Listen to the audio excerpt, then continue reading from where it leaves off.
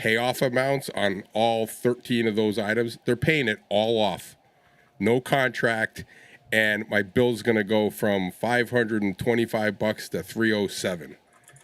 I'm like, really? I'm like, all right, I'm out Nice. of here, because it's not an easy thing, because you have to bring all the devices in, get all the numbers, and switch it over, and then you got to fill in all these rebates to get the virtual credit cards. It's just like a nightmare. So I was like, all right, I'm getting this done, because I really want to use All Star in my car and not at home. Okay. I mean, I'll use it at home, but I use the 2 meter and the 70 centimeter most of the time at in the car. So I was like, all right, I want to get on this. And now that I get this node, or no, this what do you call it? What did I say it was? Hotspot. All-Star? Oh, the hotspot. Yeah, the hotspot to connect the All-Star to. It'll be, and she said it works differently than the phone, because she says it goes directly to the tower, so it's like way better than the hotspot like on your phone. And I've heard that before, like a regular separate hotspot works better. So anyway, that's going to happen tomorrow. Hopefully I'll be testing it out, and by Monday on my way to work, I can get on All-Star in the car. So that's my ham radio. That's my ham radio week is what I've been doing. I was planning on working the rail trail, but work got a little crazy and just wasn't in. And then the one day I could have done it was pouring down rain. So I was like, I'm not doing that. I mean, literally, the one day I had time to do it, it was like pouring. So now, did you use my my T-Mobile referral link? Well, I gave it to her, but I haven't done it yet.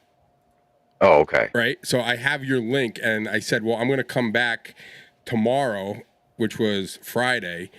And then I got caught up, and I had an emergency court hearing and all this stuff. And I called her. I said, listen, I'm not going to be able to make it. And then they're like, well, I go, you there on Saturday? And she's like, no, but I work Sunday, like 11 to 4. I said, all right, I'll come at 11 o'clock on Sunday. So I'll be there tomorrow at 11. I'm gathering all the devices, so I don't have to do anything remote, and I'm just going to get it all done. So, nice. And then they also gave me a tester line, which is pretty cool. So you can put like 2 lines or more. I think you can put unlimited lines on your phone. So I have like my primary Verizon and then my tester line of T-Mobile, and I can run them both simultaneously. And then when you make a phone call, it says which service do you want to use, or cool. You can just turn off your primary and just use the T-Mobile. So when I'm like driving around or home, I just was been checking like where do I go and do I have service, and it works at my house, which Verizon doesn't, because I live in a town that Verizon sucks. And it works. Hey, Grouch, it works a lot. I haven't been by your house, but it works a lot in Merrimack, because I drive through Merrimack. And they had said that they had bought, and I didn't realize this, but T-Mobile bought U.S. Cellular and Sprint like years ago, and they actually have more rural towers than Verizon does. So if you live outside the cities and you're in the rural areas, you get you might have better service. So yeah, I was really surprised. Like, I mean, I went from literally having zero service anywhere I went to now I've got 4G, 5G everywhere. Oh, did you switch to? Oh yeah, you switched, right? Because I'm using your referral. Yeah, that's the other thing. Everything is 5G, which in Verizon, like I haven't had. And then I asked her. I said, "Why?" I go, "Why is your like?" I'm on 101A. Like those, if you know Nashua, some of you might, if you're listening. If you don't, it's like the main strip of stores, right? Like it's like strip mall after strip mall, Lowe's, everything, restaurants. I'm sitting in the store and I'm on SOS mode. And I'm literally like maybe a quarter of a mile from the Verizon store. And I'm at SOS, no signal. And I'm like, look, I go, do you guys have Wi-Fi here? Because I can't even open anything. And they were just laughing. I said, how come you guys have 5G everywhere and they have nothing? I guess they use like a ultra wide band, and they use a narrower band. And I guess the narrower band has a stronger signal, but you need more towers because it doesn't go out as far. So Verizon's using a wide band, I guess is what they call it. So it goes out farther, reaches the towers, but it sucks for the consumer because it doesn't have enough. It's not as strong as being connected to the tower. So anyway, I'm I'm switching over. I've been with Verizon for 23 years. So you know what's going to happen. As soon as I switch, I'm going to be like, oh, please come back. You've been a loyal customer. We could give you your service for $100 a month. Dude, I pay over $300 a month for my cell stuff. Yeah, but I've got 13. I've got 13 you got a lot of devices because I got my parents. I've got, I mean, you know, and then the problem is I had to tell my family, like, no more freaking going to the cell phone store and upgrading your phones because, oh, it's free, Dad. It's free. No, it's not.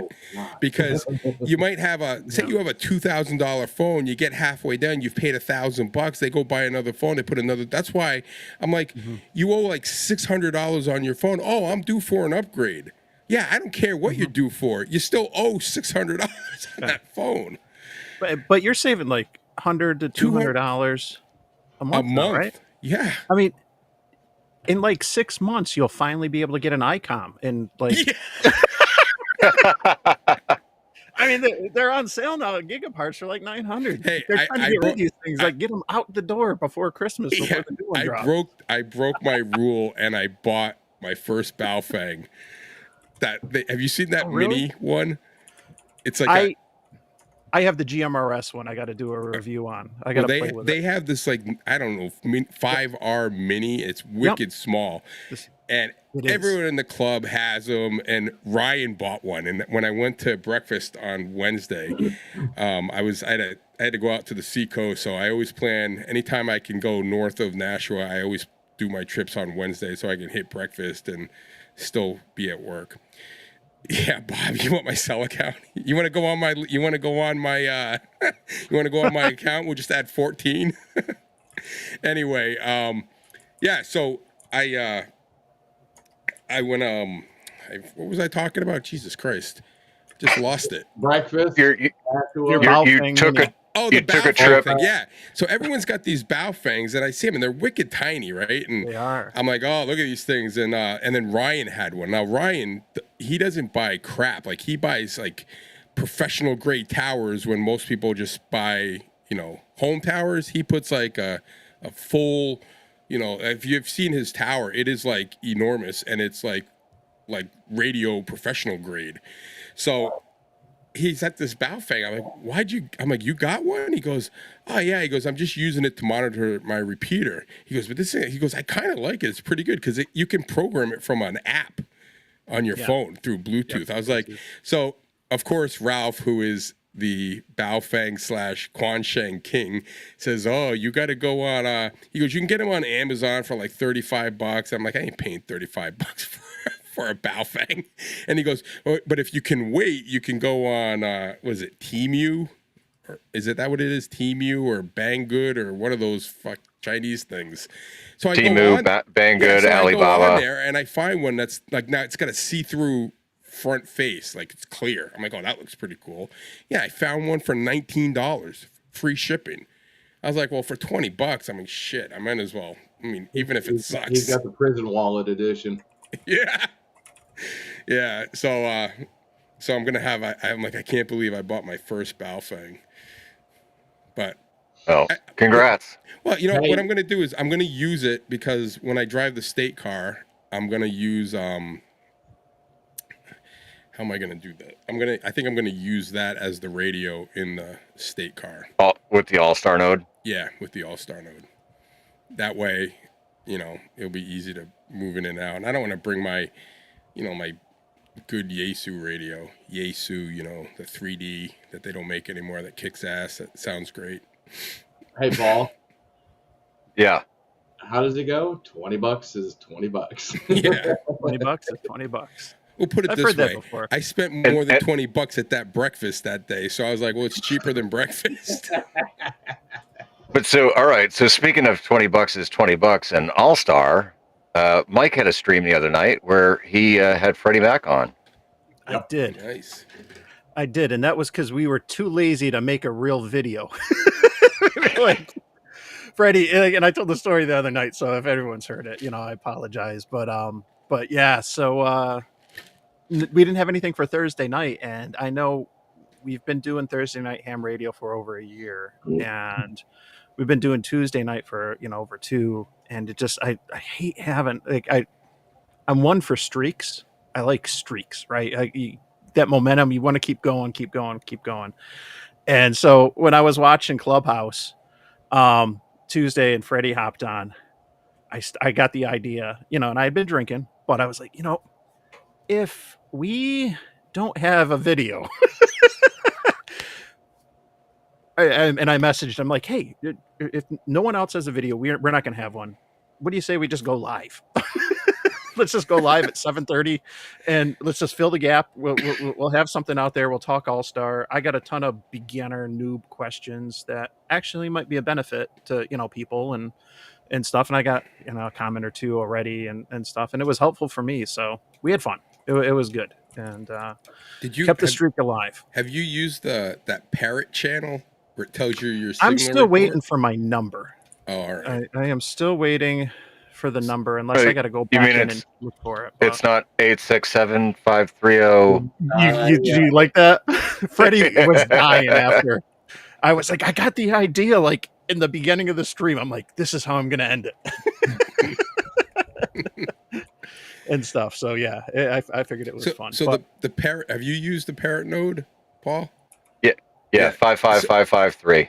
Yeah, so it tells you, it'll repeat what you just broadcasted in. It's always telling me, it's like your mic is way too loud. Your mic. So I turn everything down to like low, and it still says it's loud. And I'm holding the mic and I hear it back. I'm like, it sounds fine. So you have a very nice resonant voice, Todd. That's why. That's why it doesn't like me. Exactly. Saying it sucks. When I hear it back, I'm like, oh, that sounds good. It wants to drive you crazy, dude. Yeah. So yeah, I'm pretty excited about it. I mean, it's gonna be fun, but it's been a nightmare. I mean, I have tried. I went to the breakfast. One of our members is like, oh well, let's just put in your what, do it manually. So I did it manually, and one of the problems is I don't have cell service here, so I take it off when I try to do it manually. I can't test it, and you have to be on connected to the node to be able to switch to get it to connect for the first time, and I can't do it when I don't have service. So there was no way for me to try it out because it would go to cellular and then there's no service, so it would never connect. And you can't connect. Like I tried it won't connect. Like when you're in service, you have to be connected to get it to do it, I guess, the first time. And maybe I'm wrong, maybe I'm doing it wrong, but that's what someone told me. Did Todd freeze for just me, or is it everyone else? Oh, what happened? No, his video's frozen, yeah. Okay. Where'd I go? You guys hear me? Yeah, you're still there. I think you're on Verizon. Switch back to T-Mobile. Yeah. He's got a very concerned look on his face. Oh, no. I gotta get at it. What's going on? Yeah. All right. Well, he's sorting it out. All right. Yeah, I'll come back. All right. So we got Shannon, who's never been on the Northeast Hams before. Have I? Welcome, Shannon. Oh no! Oh, were you on last month? Maybe I just forgot. That was the Live Free and Ham. That was your yeah. So that was the POTA wrap up. That's right. But yeah. Yeah. I can't. So welcome to Northeast Ham. Yeah. Thank you. I'm glad to be here. Tell people about yourself and your channel. How's your week been? Well, my name is Shannon. My call signs are KC1OHT here in the United States, or 2 Echo 0 Oscar Hotel Tango in the United Kingdom. And I've been a ham since 2020. I have a 7-year-old son named Miles who keeps me busy most of the time. But while he's in school, I like to go out and activate POTA parks. Nice. So I went out on a POTA on Tuesday. I went to Halibut Point State Park in Rockport, Massachusetts. I had to slum it and use my Zygu G90 at 20 watts because I had loaned out my FT710. But I managed to make 48 contacts between 1434 and 1700 UTC. Between the bands of 10 meters, 12 meters, 15 meters, and 17 meters. Nice. I think as far west as Washington State and as far east as like Germany, Austria. That's Nice. awesome. So it was pretty awesome. It's always good to get coast to coast and then Europe at the same time. Yep. Because for me, it's normally one or the other, right? Yeah. Now I just dropped the link to Shannon's channel in the chat. I know she just got over the 50 subscribers, which is important for live streams and stuff like that. So anyone who's watching, and we'll remind, at the end too, to make a point, definitely, give her channel a sub as she's getting started. I know a lot of us, when we've just gotten started, every sub makes a huge difference, and it doesn't cost you guys anything, but it makes a big difference in a whole host of things behind the scenes, from like going live.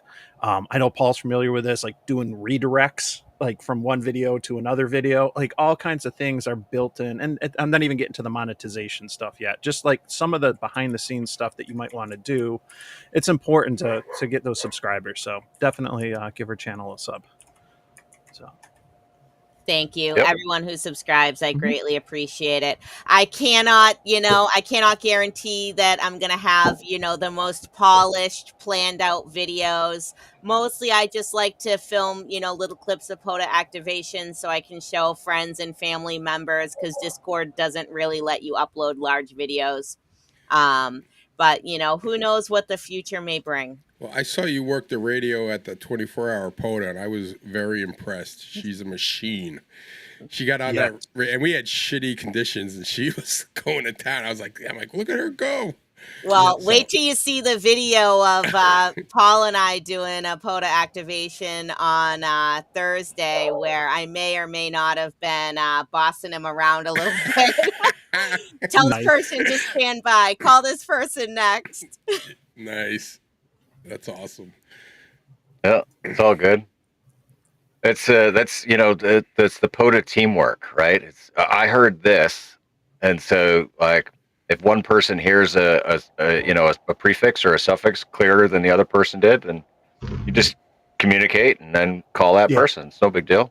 Yeah, no, right? Honestly, that is what it's all about. It's all about teamwork and helping the other person, making sure both people heard the right call sign and getting them in the log and getting those contacts made. So, that's just personally how I like to run my POTA activations. And I really like, to POTA with other people. I think it's just way more fun to POTA with a friend. So I'm always open to, having another person come to POTA and, fully experience the joy of making contacts in nature, even when nature is pissing down rain on top of you. Oh, you guys were out in the rain doing it? Well, we were sitting in Paul's truck. Oh, all right. Well, see, I wasn't as brave. I was like, I could hear it coming down on my work building, like on the roof, like when it pours, and it sounds like thunder. And I look outside and I can't even see where I parked. I'm like, nope, not happening. So cool. What antenna did you guys use? Segue into the subject of the show. Well, all right. So we'll touch on antennas, I guess. But first, let's check in with Michael.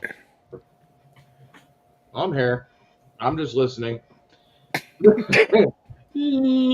Anyways, just got off of 24 hours of work in 2 days. Amazon facility down in Izzoland in Connecticut. I was in Windsor for a little bit. I got dogs going ballistic in the background, getting ready and packed up for Nearfest. Can't wait. October 3rd and 4th. Need to be there. It's going to be fun. And I just haven't felt the urge to get the 2 videos I have sitting in the can, so to speak, edited and put out. But I'll get them out. I promise. Someday. Probably this week. Maybe tomorrow. I don't know. I feel like a little slump. I don't know. Mike, how you doing? Todd, how you doing? Shannon, how you doing? And as always, Paul, how are you doing? Yeah, how's your ham radio week been, Paul? you know, like Shannon said, we got to activate on Thursday, so that was good. Um, Otherwise, I've been primarily just kind of focusing on, you know, getting some videos done that were way overdue, um, and now getting ready for Nearfest. So, you know, I've got some issues with the RV that have come up. My primary fan, exhaust fan, died, so I got to replace that with a better one. Um, the steps on the RV absolutely drive me nuts. So I got an email the other day, and it was like, "Oh, you can get the really nice Lippert fold down steps, the ones that fold up into the doorway, um, and they're normally like $380. But they had them on sale for I think $280, and I had a $125 gift card, plus I had you know, another $25 in rewards points, so it ended up costing like $170. So Oh, nice. I'm excited to get the new stairs put in. You know, it'll be a little easier getting in and out of here. But yeah, getting prepped for Nearfest, man. That's When are you going Thursday or Friday? yeah, I'll be there Thursday. Thursday.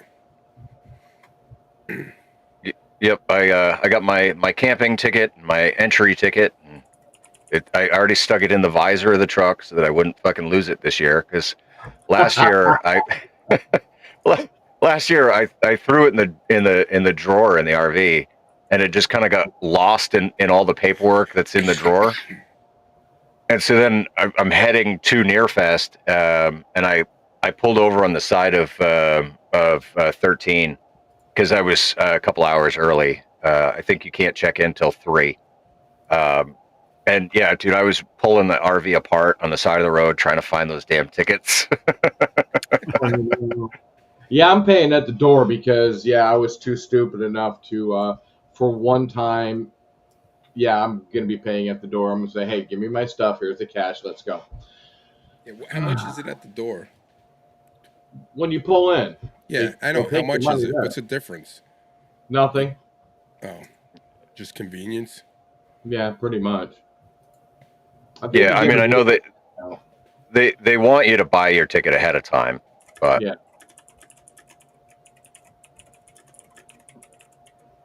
I can hear Shannon. Yeah. Steven. is Izzo coming up for Nearfest? Ooh. Yeah, it looks like he is.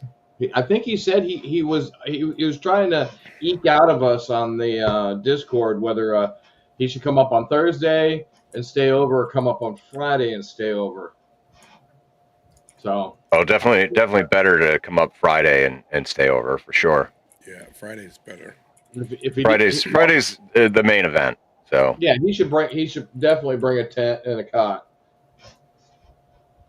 Oh, yep, yes, I am. He says. yeah, Why outstanding. It's going to be a little chilly in the evening. Looks like 42 degrees for a low. Oh, that's nothing. Yeah, I know, We that's- had a couple 2 years ago. It was 28 degrees, dude. It was slightly chilly that night or that morning. It's going to be 84 up here. Listen, tomorrow. yeah, I would rather be on the chilly side than Yeah. sweat Yeah. to death. So No, I got 2 heaters. I'm good to go. We'll be nice and warm. Yeah, that actually reminds me, I got to fill my propane tanks. Before. Let me know. I'll strap an extra one to the camper if you need it. Well, I got 2 spare 20s, but I got 40s on the front. So yeah, I just got to fill those. Yeah, 40s won't fit on the front of mine because of the flip over, the fold over. Yeah, that'd be cool. All right, Mike, I put you up in the hot seat because you're the star of the antenna battle. Yes. And so I'm going to get it started. We did this with one of the last ones, and I thought it was fun. So I saved a few of the AI generated drafts for the thumbnail. And so I'm going to show some of these because, you know, we try to come up with a topic to give us a little bit of direction, but, you know, it's hard to give too much direction to this group, and the happy hour. But I'm gonna go through and just kind of show some of these and stuff. I get it, and Paul and I were joking before. Like when I get an idea, I just like run with it, and I just whether it's for a video or a stupid thumbnail or whatever, like I go all in. And some of the little Easter eggs and stuff, like the signs in the crowd, that I think it's like hilarious. At that, it's AI, and the only thing I use AI is for this stuff, for doing the happy hour thumbnails. That's about it. So let me pull up I just got 3 of them. So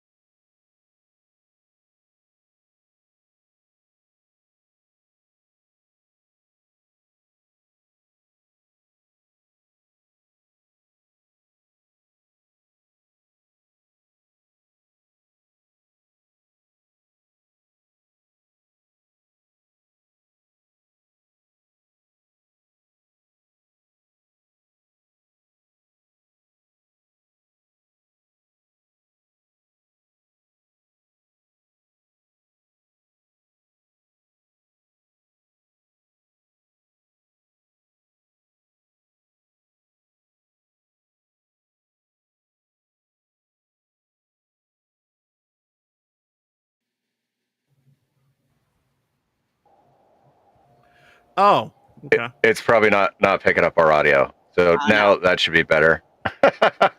And Okay. but now So- are we all stacked up on top of each other? Yeah, pretty much. Yeah, Our seat is all messed up. What a bunch of amateurs. yeah. Yeah. All right. So Um, go ahead, Mike. Now finish explaining because we've been talking to ourselves apparently. Yeah. Well, all right. Let's go back to the main scene. So, okay. So all the nuggets of joy I just dropped, I'll just sum up real quick. Those were a couple of the thumbnails that didn't quite make the cut. Some of the signs are hilarious, and and you saw like the DX Commander rocks, put a wire in a tree, just put up a dipole, all these funny things. All the stuff that you hear are Elmer's or other hams say, and so I had fun with this, and I think we're gonna have a really fun stream tonight talking about horizontal versus vertical when it comes to antennas. And the thing that I Googled shortly after when I posted the idea, because in Discord, Izzo and a few others were like, oh, sloper, inverted V, what about these? And so if we had to really categorize things as the vertical and the horizontal, I did a search and I got like it depends kind of thing from AI. What do you guys think, like, as far AI as is now giving ham answers. Yeah, well, at the top of the Google, it's like the AI thing, and And so, and what was it like the inverted V? It said something like, well, it's a vertical antenna, but it's horizontally polarized and this and that. And so, you know, What? let's just say, what are your thoughts like when we talk about the slopers and the inverted Vs? Do you consider those like horizontal or vertical? Do you use that option often or not? What do you think, Michael? You're right next to me. Yeah, I know. And I got my drink right in front of me here. I think a 45 horizontal is the best of both worlds because you kind of catch the difference between the vertical. I mean, we in the commercial world, we preach vertical. Everything's vertical. And it's, even when I tell them to hold a handheld, I'm like, dude, you need to hold it vertically. Whether the antenna is upside down or straight up, it's vertical. And they don't get that. But anyways, I mean, when you're at a 45, you kind of catch both the vertical and the horizontal antennas. And by the time the wave gets to you, it doesn't matter anyways, whether it was vertical or horizontal. Mm-hmm. So that's my thought process. I like horizontal. It's easier to throw up. You don't have to worry about, trees and stuff above you and falling over into a power line, et cetera, et cetera. Gotcha. What about you, Shannon? I know you got some opinions on this. Well, I mean, like I just said in chat, I mean, for HF, it seems like the polarization per se doesn't really matter, right? Because the signal is going to hit the ionosphere. It's going to start rotating. I personally mostly end up using vertical antennas when I'm on POTA because I use, Wolf River coil or just the whip on top of my car. But at home, I use a long wire antenna that's in a sloper configuration. So I guess that would be like the sign on the failed thumbnail said horizontal, right? Yeah, horizontal. I like that. No, you make a good point when you talk about POTA, and some of it might depend. It's that answer, and I know that Tim made a comment about, it kind of depends what bands, what times of day, and there's, we always go back to it depends. But if you're doing something like POTA and you're not concerned about directionality or lobes or anything like that, then I definitely see a lot of value in a vertical, so that you're, as they say, omnidirectional, and verticals, they're bad in all directions. It's but at least you're hearing in all directions. You're not. When I do the VHF stuff, polarization really matters for line of sight, and you're usually using directional antennas to try to get gain, and that really matters. But then you got to pay attention to where you're pointing, where you're aiming, how you're polarized, and everything. But for POTA, I definitely think it's great for verticals. That said, depending on bands, if you're doing things like 40 meters, which is a great band in the Northeast because of the ham density up here, then I think anything horizontal, unless you can get that thing up, over 30 feet, it's still going to have invis properties and whatnot. So that's why I think, like the verticals are definitely, for a lot of the portable ops are nice in the smaller footprint. But if you're trying to do invis, and I do WinLink Wednesday and some of those things regularly, and you're just looking to, warm up the clouds, then that low end fed horizontal that I do it right off my deck to the fence post, like it's 4 feet up. It's just high enough so it doesn't choke the dogs, and and that works great for that. So again, it's that, it depends. But what do you think, Paul? Oh, sorry, Mike, you're jumping in. Well, no, I was just going to say, I noticed, I have I have an end-fed half wave. I have a myantennas.com up on my mast that runs out to a sailboat mast, believe it or not. So it's kind of almost flat. But I noticed I have a lot of directionality with that. It's in a north-south orientation, so I get tons east and west. But when I'm trying to get like POTA power or any of the southern stations, It's just harsh. Low signal. I know NFED half waves are very directional. So I'm going to I'm going to put another one up, and I'm probably going to put a Reliance up on the mast also. I'm going to put that in an east-west orientation and see if that helps me out. And I just flip the switch. But definitely north-south, you definitely get east-west a lot with an NFED anyways. Go ahead, Paul. Sorry. No, it's all good. So it's interesting, like, because we're talking, kind of a little bit of a mix between, home and portable. So at home, right, my antenna was 65 feet up in the air, just a horizontal dipole. But I'm the type of person now where I carry a compass in my POTA bag because the orientation 100% matters. And Chris Radio in Life, KD9 YSW, he will attest to this because when we activated the park in Wisconsin, I threw the wire through the tree and I didn't check the orientation. I didn't get my compass out and check it. And it was way off. Like we weren't hearing hardly anybody. We weren't getting out. And so I pulled it down and I literally oriented it 90 degrees different and threw it back up in the tree, and night and day. Like stations that were way down in the noise were suddenly crystal clear. So I'm a big one for wires being in some fashion of a horizontal fashion. But get your compass out, try and get it, about kind of like 10 to 15 degrees, northeast to a southwest orientation. That way it kind of gives you the best of your north and east-west, south and east-west, but yeah, and it definitely, it makes a difference. Height is might. But there are other times where, I'll be on a wildlife refuge and you can't throw a wire in a tree, or you can't, stake anything in the ground. And so I'll put the Wolf River coil up and it works, it's to me, it's not as effective as a horizontal wire. Yeah, and you raise a good point because as you were talking, like I usually check, and some of the parks that I go to often, I know what's north, south, east, west already. But if I don't, I use like the compass app on my phone real quick to figure out like, okay, which way is what direction's north, so I can kind of figure out.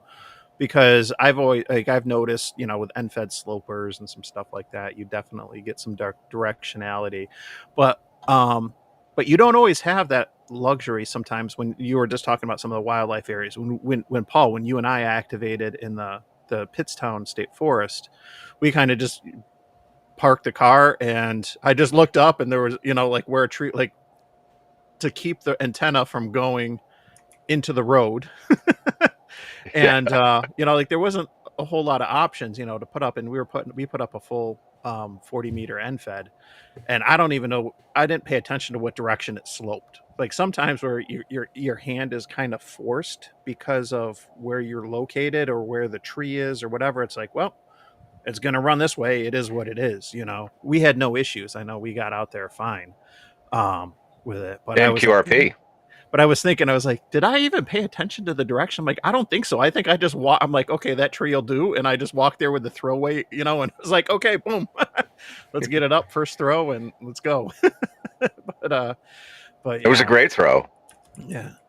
Yeah. Now I know Todd does not put wires in trees, but no, I do. I do, just not very often. But listen, I'm gonna tell you, when Paul and I worked, when we did our last POTA together, we put that. I was pretty impressed with that wire. I mean, that thing was awesome. But for me, I don't have the time. Like I'm literally, when I'm activating during lunch, I have an hour. So yeah, I feel. And I've gotten so used to the buddy pole, like I can do it like with my eyes shut. I mean, and tune it. Like I've been tuning it down like 1.2, 1.3. And I'll tell you, for POTA, it works awesome because I've been in New Hampshire and I've gotten Alaska, just not in a park. Alaska in North Pole, Alaska, 5'9", multiple times, multiple stations. I've gotten Europe a ton of times. I've gotten South America, and I've gotten coast to coast. So the vertical that I've seen with POTA is it kind of works everywhere. Like I don't like at home, I can get about normally I can get about halfway west. I get all south, north, and all of Europe. But anything past like Colorado, even Texas is sometimes hard to get. Now, sometimes the bands are good and I can get the coast to coast at home, and that's just the way I have an off-centered dipole, Okay. at my house. So that's why I think the vertical in POTA, the negative is that you can't just switch frequency. You can't switch bands without adjusting your antenna, right?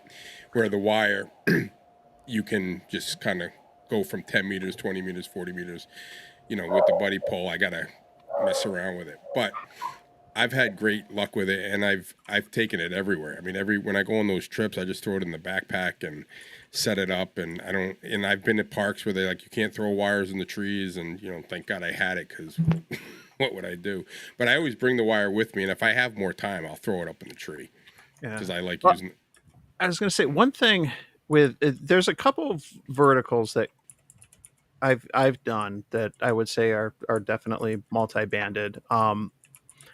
I know typical masts, and just using normal thing, you usually see like 10-meter masts, 33 feet. I have an MFJ one that's I think 33 feet. There's like the POTA 20, but then there's the newer POTA that's 30 or 33 feet.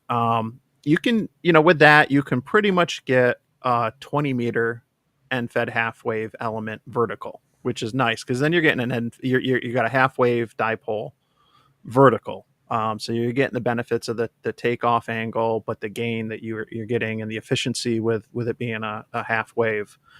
And at least on that, you could do 10 and 20 and stuff. You're going to get some lobes on 10 because it's going to be a harmonic. But the other, for random wires, there's two random wire verticals that I've done that are pretty good. And especially, when it comes to takeoff angles, one's the Rybakov, which is 25 feet random wire with a 4-to-1. And that easily, 40 through 10 or 6, it should work. And then the other with a 9-to-1, 29 feet is a really good length, especially if you have one of those 30-foot masts. You can run a wire, and then I've run just a short counterpoise. So if I'm tied to really like activating from a parking spot, but I want a multi-band antenna where I feel like I'm going to be out for a few hours and I might jump between 20 and 15 or something else. The 29-foot random wire with a 9-to-1, I think, is a really good vertical. You can obviously do it in an inverted V or as a slope or anything else, but I think the 33-foot masts, 10-meter masts, if you want to go metric, I think those are a pretty good, those are pretty common. And so, I think that's a realistic multi-band vertical option right there. And stuff. And I've had good luck with both of those working, 40 down to 10 realistically. Like I've made some 6-meter contacts on both, but I mean that's without openings, and that's local stuff. Like when I do POTA, like this time of year, especially now that 10's back open, I start with 10, and if I can't activate the park on 10, I'll go to 20, and then I normally do 20. I find that the buddy pole is really harder to tune on 40, and you can do it, but it's finicky. You got to really mess around. And again, like the buddy pole, one of the things I like about it is that it has that raised counterpoise, like radial. Yeah, so and that's good for efficiency. Yeah, so that's and I've learned that they have like the little markers, like for it's got like a chart, says like blue is 20, red 10, whatever, and you just adjust it. But I found that the height of that can also adjust the SWR. So you could be off, and if you lower the counterpoise down a little bit, you can get it better. Or if you raise it up higher, it depends, you can get a little bit better. So it's kind of like when I tune it, and I check it, I basically, I'm either moving, I start off with the counterpoise, and then I move the whip, because it always says to have it fully inverted. But sometimes if you lower, because it's on a tripod, and the tripod is not always at the same height, depending on how you, like, it could be taller or smaller. So I just find it easier just to grab the thing and lower it a little bit, and then all of a sudden you're at like 1.2. I'm like, holy crap, that's like almost perfect. And that's when you get you can really pick up the lower signals and stuff. So Gotcha. I will say, I think the only downside to a Rybakov is you have to have a tuner. Yes. Yeah. Yep. I tell you what, 10 meters this afternoon was banging. Wow. There's just, I just, about 10 o'clock this morning, I got up because it was a long 2 days of work. And I got up, sat down, turned the radio on, and I saw that Eric was on 10 FT8, and I just grins and giggles, threw on the radio and looked, and the whole thing was just swamped. I was like, wow, okay, so making contacts with Russia and every place else on FT8 this morning. It's unbelievably how wide 10 was this morning. Nice. Yeah. And I mean, so Todd makes a good point about, like, right now 10 meters is open and he starts his POTA activations on 10. I do the same thing, not only because, all my best DX contacts that I've ever had have been on 10. I think Elle Marie from She's on Frequency said the same thing, because I said to her, I said, now that you're general, don't just hop right off at 10, take advantage of it right now while it's open. Oh, yeah. And not only that, but to give technicians the chance to make some HF contacts on voice on 10. I think that's a really important, an important aspect as well. Yeah. One of the contacts that I remember very vividly that I made about a year ago was, and if anyone knows him, he's got a small YouTube channel. He's in the chats a lot, but if you know Country James, if you don't, anyway, Country James, I got him on 10 meters, and I was at a brand new POTA park. I was at work on the road, traveling back to Rochester from Albany, and it was right around the time a year or two ago when POTA added a whole bunch of new parks. So there's all these Atnos, these all-time new ones. And I thought, well, let me hit up a couple on my way back home. And I get into the first one, and I can't remember if I started on 20 or 40 or whatever. And I got it activated. I'm thinking about, okay, now I got to pack up, take everything down, get to the next one. This is the challenge with roving, right? You got to hang up the phone and just, go and just leave people hanging, right? And then I was just like, you know what? Screw it. I'm just going to stay here, and I'm just going to, maybe I did it on 40 and then I went to 20 and 10, or maybe I did it on 20 and then I did 40 and 10, but I'm like, you know what? It's a new park. I'm going to just try to give this to as many people as I can in the time I have. Who cares? There's no prizes for being the first. Let me just hand this out. And when I was on 10, I worked Country James, and we had a nice little QSO. He was studying for his general at the time, and he was just like, it just said how much it meant. Like, thanks for doing this on 10 meters so I could get a park. It's not often that I get a chance, being a tech to hunt POTA and stuff. And that, like, I still remember that QSO because I realized, like, nope, I made the right call. It's not about getting out there and getting all these new parks. Like, we don't get to do what we want with POTA or SOTA unless there's somebody on the other end. And so part of it is just making those parks, those contacts available for other people, and trying different bands or different modes and different antennas and stuff to try to make it happen. So. Yeah, and people come back to you a lot too when you're out there doing an activation, and they're like, thanks for activating. And I always say, no, thank you for hunting, because we could not activate if it wasn't for the hunters, coming to hunt us. So I'm grateful for them. Yeah, there are a lot of hunters out there that I think that's all they do. Like, they are, because especially when I'm out traveling and I'm doing a lot of them, I get like the same people. Like you start recognizing the call signs and stuff. Like they're always out there. Like they're almost like a guarantee, and it's kind of sweet because it's like, if you come like, he's out there. Come on, let's go, and then you get them. So yeah, hunters are great, and they're as happy to work us as I think we are to get them. So it's good. But I find that too on 10 meters when I do POTA on 10 meters. That's where I get a lot of the Europe. I get a lot of Europe, and not even POTA hunters, just like guys that are out there looking for contacts or whatever, So I think that's one of the reasons I like 10 meters because it's when it's open, you get everything. No. You're getting local, you're getting DX, and you never know. It could be one contact could be DX, the next one could be, when I say local, like in the States, and you could pop down Chile. I always get Chile and Brazil. There must be 1,000 million hams down there because I probably have Brazil like more than I have like any other country besides the United States because I always get Brazil. I mean, do you guys have the same? Do you have the same thing or? On 10 meters? Yeah. Yeah. On 10 meters, I definitely get a lot down in South America. I get a lot of contacts like that side of the equator. I used to always think like it seems like it's always open down there. Seems like 10 meters always open around. and there's probably is something that has to do with proximity to the equator or this or that for different band conditions or whatever. But like anytime I look at like the muff maps, it's like it's banging down there, man. Why is it bad up here? It's that tropical jungle, man. Yeah. Well, I got, I think, 4 stations from Puerto Rico on Thursday there.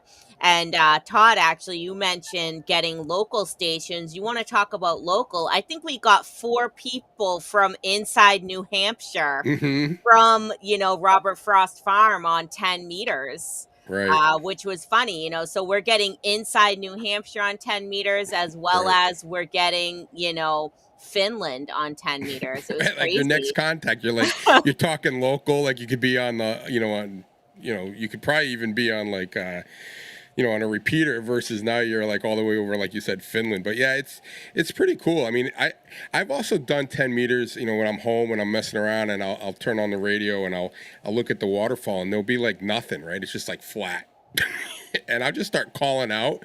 You'd be surprised. Like there's people out there that are just waiting for that 10 meter, someone to be on it. And I've actually like been like gotten into like a not like a real pile, but like a constant flow when no one's on the band except it looks like just me and people are listening and trying, I don't know if they've got like radios that they just hang out on 10 meters, but even though it says sometimes it's not open, you can get some, but it's more sporadic. So I think when we say the band's open, like it means everyone is, you're communicating with everyone. I think when it's like dead, there's still people out there and you might be able to reach them, but it's not going to be as like you said, local, far away, north, south, east, west. I think the farthest I've gotten is like eastern Russia, like the Asia part of Russia. That was the farthest I've gotten on 10 meters during POTA. Since we're talking about 10 meters, this is a question for the group. Anyone do a lot on 12 meters or not, just because I imagine that they're going to be similar propagation characteristics when it comes to the openings or not between 10 and 12.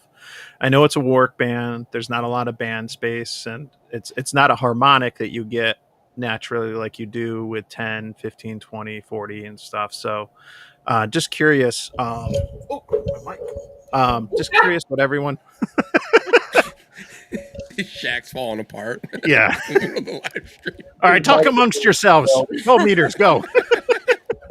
I switched from 10 to 12 just for grins and giggles.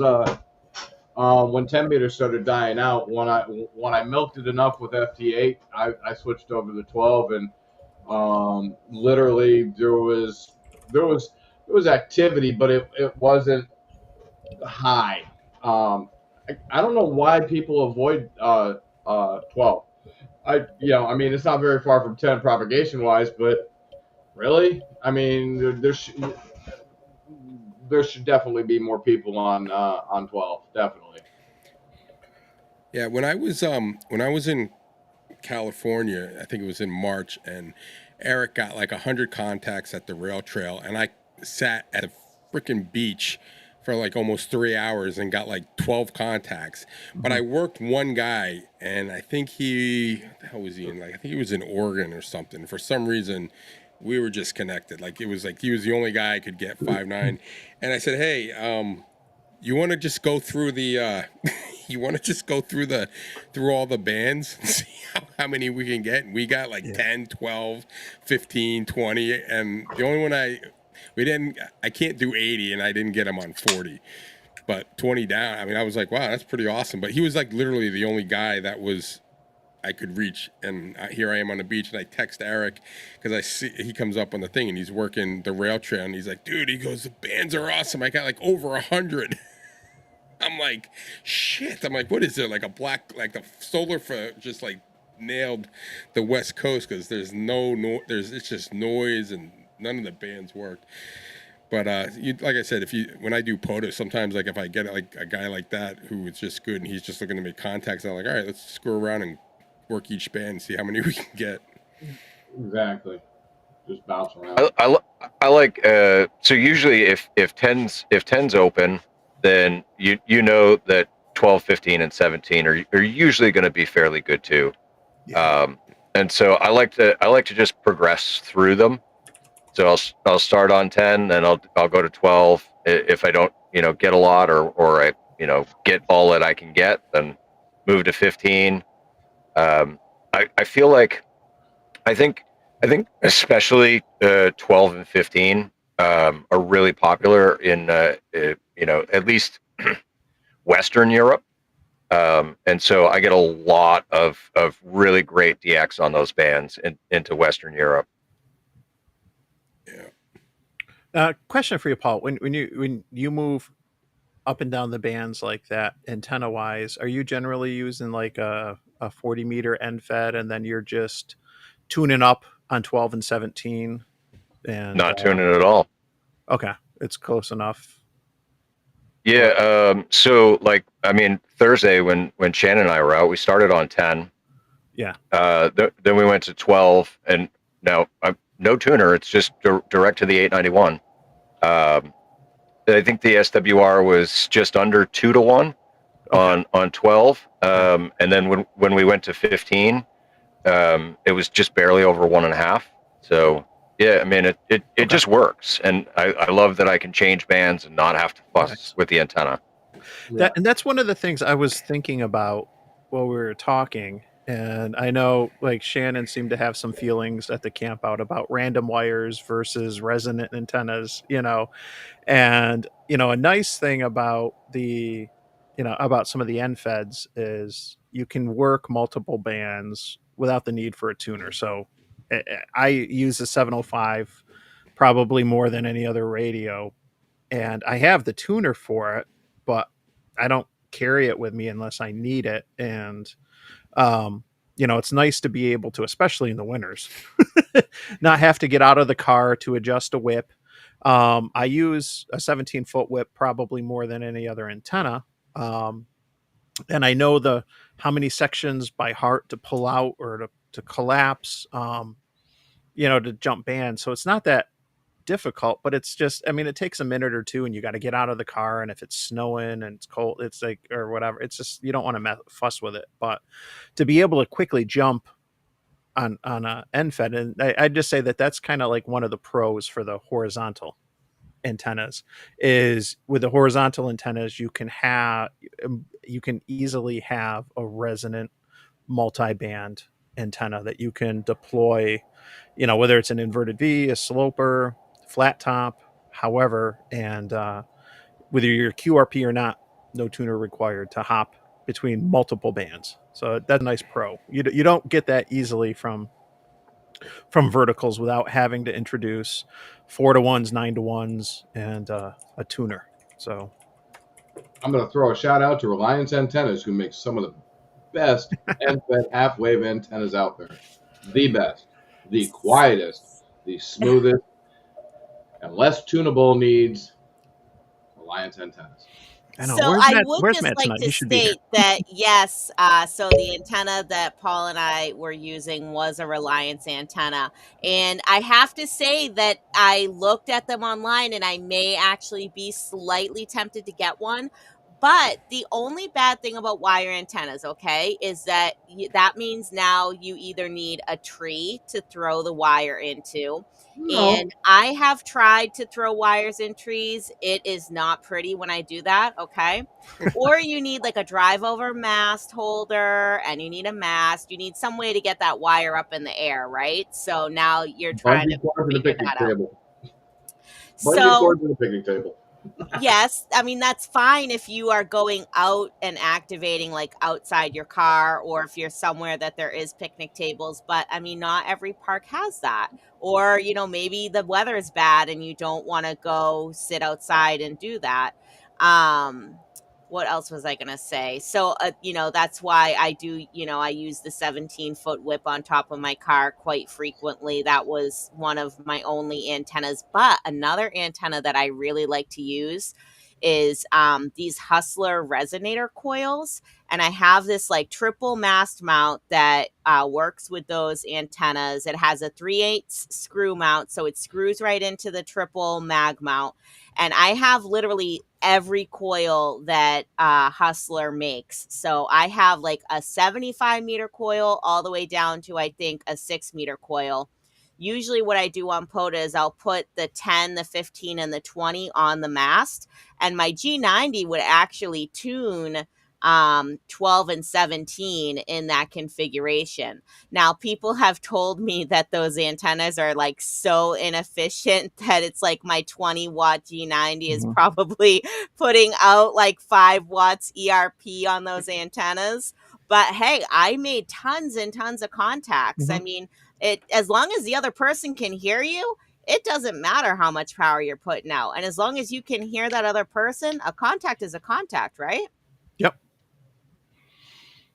Yep. Michael, you're not. Yeah, You're not making noise. You're muted or something.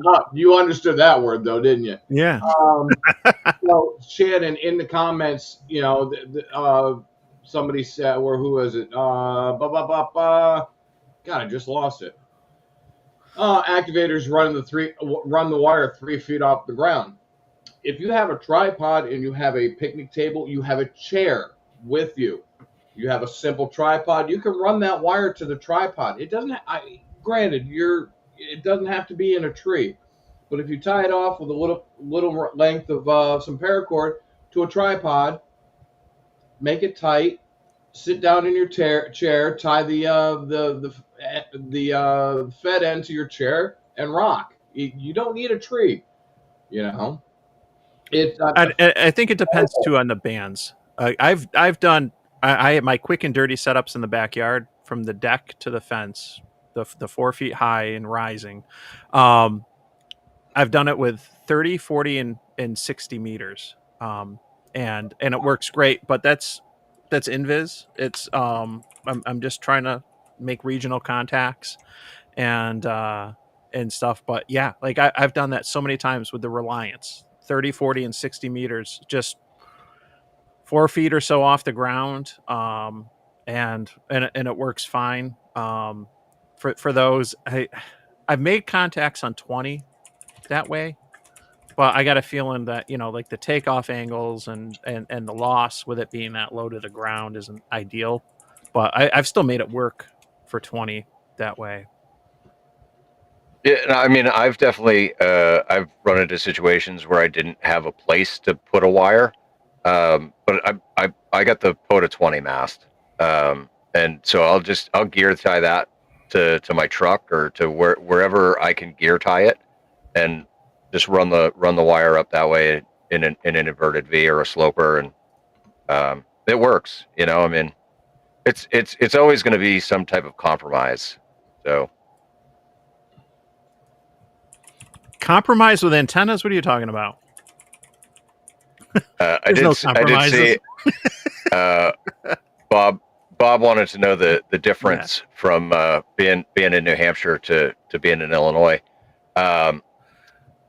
The craziest part of it was I I'm so used to getting Europe all the time, right?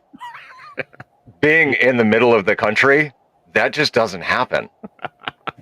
Like, We're spoiled. I was like, I don't understand why I can't, hit this German station. Honestly, yes, I say that all the time. It's like Europe is hardly DX for us here. Like in the Northeast, it's really like local stations. I know. Yeah. Well, it was like when I was working those overnight shifts, and I was just using my I was hitting Australia on 20 meters, at 2 a.m, like 5'9", 5'8". It was like every night. And I was like, oh, freaking Australia again. That's how it was when I lived in Australia Arizona. New Zealand again. And it was like, what the, and now, like, I'd die for one of those for now. But yeah, I mean, once you start, I mean, you're right, Shannon. I mean, Europe is like, it's not a big, I mean, the first time I hit Europe, I was like, holy shit, this is awesome. And now it's like, yeah. It's kind of like also like for me, at least at home too, like Brazil and South America. I mean, it's cool to get them, but you can get them all day long. I mean, I'll scan through, the bands and just listen. And those guys down in South America are always on. And I think it's just the way my wires are set up. But I actually get more excited when I get California yeah, versus I do too. Europe. And there's a couple hunters and activators in Europe. You know the call signs, you recognize the voices, you work them quite a few times and stuff. And it's always nice to get DX. And depending on the time and the antenna and the power that I'm running, mileage varies. But California, which I get, but to me that stands out more. California and obviously Alaska or Hawaii is always going to stand out, but California stands out realistically more than Well, Europe, you than get France or Spain. and when you're Because doing POTA, you're getting coast to coast. Like I think that's Yeah. an awesome contact. Yep. East Coast, Yep. West Coast. Let's go. Eric, Yeah, Eric, I don't know the difference in mileage, the distances off the top of my head or anything, but it just personally, like when I get California and I see a 6 call or something like that, I'm like, ooh, this is cool. Now I'll tell you this: if you're down in like Florida, it's easier to get California than it is up here, and I don't know why, but I always get when I'm down in Florida and I'm always getting California. Like it's not a big deal. It's harder sometimes to get New Hampshire if the bands are bad. Now I cheat. So like if I like a guy guys and come like I'm like, oh, I'm gonna be down in Arkansas. Oh, I need to get Arkansas. I said, well, I'll get on a band that'll work. So I get on like whatever, like say I try 20 meters. I turn on my home radio. Listen to myself on the phone, CQ, and if I can't hear myself, nope, that band sucks. We'll go to 10. We'll try 12, whatever. Nice. And then I posted. I said, all right, I can hear myself in, I'm down here in Arkansas and I can hear you in New Hampshire. So work me. What's interesting is K6EGG Eric. He'll get on, and I'll see his live stream before I go to bed. It's like 10 o'clock our time here on the East Coast, and I'm like, what the heck? I'll get on there and I'll throw the radio on, and he'll be calling CQ, and I'll answer him back, and he's like, "Oh my God, California to Massachusetts," and it just blows his mind. I'm like, Yep. Dude, you, I can hear you, but or you can hear me, but I can't hear you. You need a better antenna." Because literally 5'9" right into his radio, and he's like, "Oh my God," and I'm like, "I can't hear you, dude. What is wrong with your antenna?" Well, I'm gonna use that as a segue because we set this up as verticals versus horizontals, but there's something that's missing, and there's something that I've heard that I've never used, but that's really good on receive, that's exceptional on receive, and that's loop antennas, whether it's loop on the ground or a delta loop, and so I'd like to just kind of throw it out to the group there, like delta loops. We can talk about mag loops next. That's a different, but the delta loops. What do you guys think? Have you guys used any of those, or not? What's your experience with delta loops? I've got the property. I just never put one up yet. No. Yeah, I've heard the receive is good. I kind of. That's what I've heard too. Some of the things that I get, like I have trouble. It irritates me. Is like when I can hear a station really well, like 5'9", and then I try to make the contact, and they're literally not hearing me because they're calling, CQ and there's no one there, but I can hear them like 5'9", and then there's no one else calling them back, and they're not hearing me at all. And I wonder, like, I wonder if there's stations out there, like if you had like a loop antenna, you could do it like at a park, right? And you had that on the receive on a second radio to be able to hear it and use both to be able to make that contact. To, like if they can't hear you, but you can hear them, you know what I mean? Like how you do the satellite stuff. You're receiving and doing. There's a lot of stations out there that I can, when I do POTA, that I can hear super well, but they can't hear me.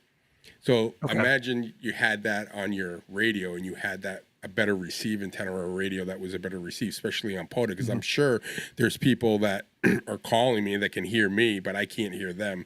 So, having a better receive, because I don't think the 891 is the best receiving radio. Yeah, and I don't think for portable operations, when we talk about receive stuff too, just being an ICOM fanboy with the new Mark II coming out, having the receive port, I think that's going to be interesting, because you might have, an entry level HF receiver that has that readily available, that receive antenna, and then maybe you have newer hams experimenting with things like the loops on the ground or other things to try to improve receive from home. Obviously, like, I'm not going to set up, I have set up multiple antennas for an activation and switch between, but it's usually because of polarization and it's VHF stuff where it makes a huge difference. But Well, what but if you for did it? HF, like, I think that would be interesting. Yeah, I think that's going to be interesting what comes with the new Mark II, just because of having that built-in receive port, and as well as the regular antenna. Like, I wonder what it'd be like on a field day. Like, a lot of people can do field Yeah. days in big open fields or whatever, and if you set up one of these loop antennas as you receive, it might make a difference. Yeah. Yeah, when I did the 6 meter FM POTA back in May, and we set up we had the 6 meter NFED, or the J pole for 6 meters vertical, and then the horizontal 6 meter dipole. So 2 half wave antennas, vertical, horizontal, and we just would, you'd flick the switch and you would see, like, it was like anywhere from like 4 to 6 S units in signal difference, depending on how people were polarized, because it was all local line of sight. We didn't catch an opening when we were out, and it was just like, wow, what a difference this makes. It was crazy to see.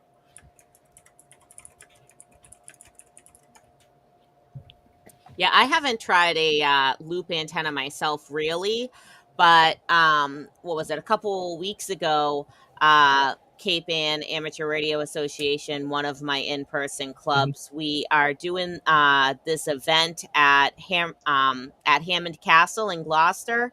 I don't know if I talked about that before. I think I did talk about it a little bit in the Discord, but someone set up like a portable Delta loop, which was really cool. I wish I could have gotten a chance to get on there and make some contacts. I was on it was like a 80 meter end fed half wave, I think, or a 40 meter end fed half wave that was not high enough off the ground, so it was not performing most efficiently.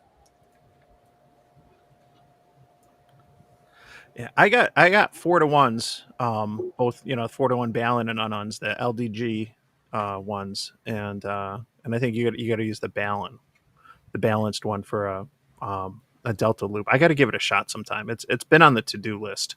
Rob N1UG, who's been on the happy hour a handful of times, he did a video not too long ago, maybe a couple of them, on a 40 meter Delta loop for portable ops. That was pretty good.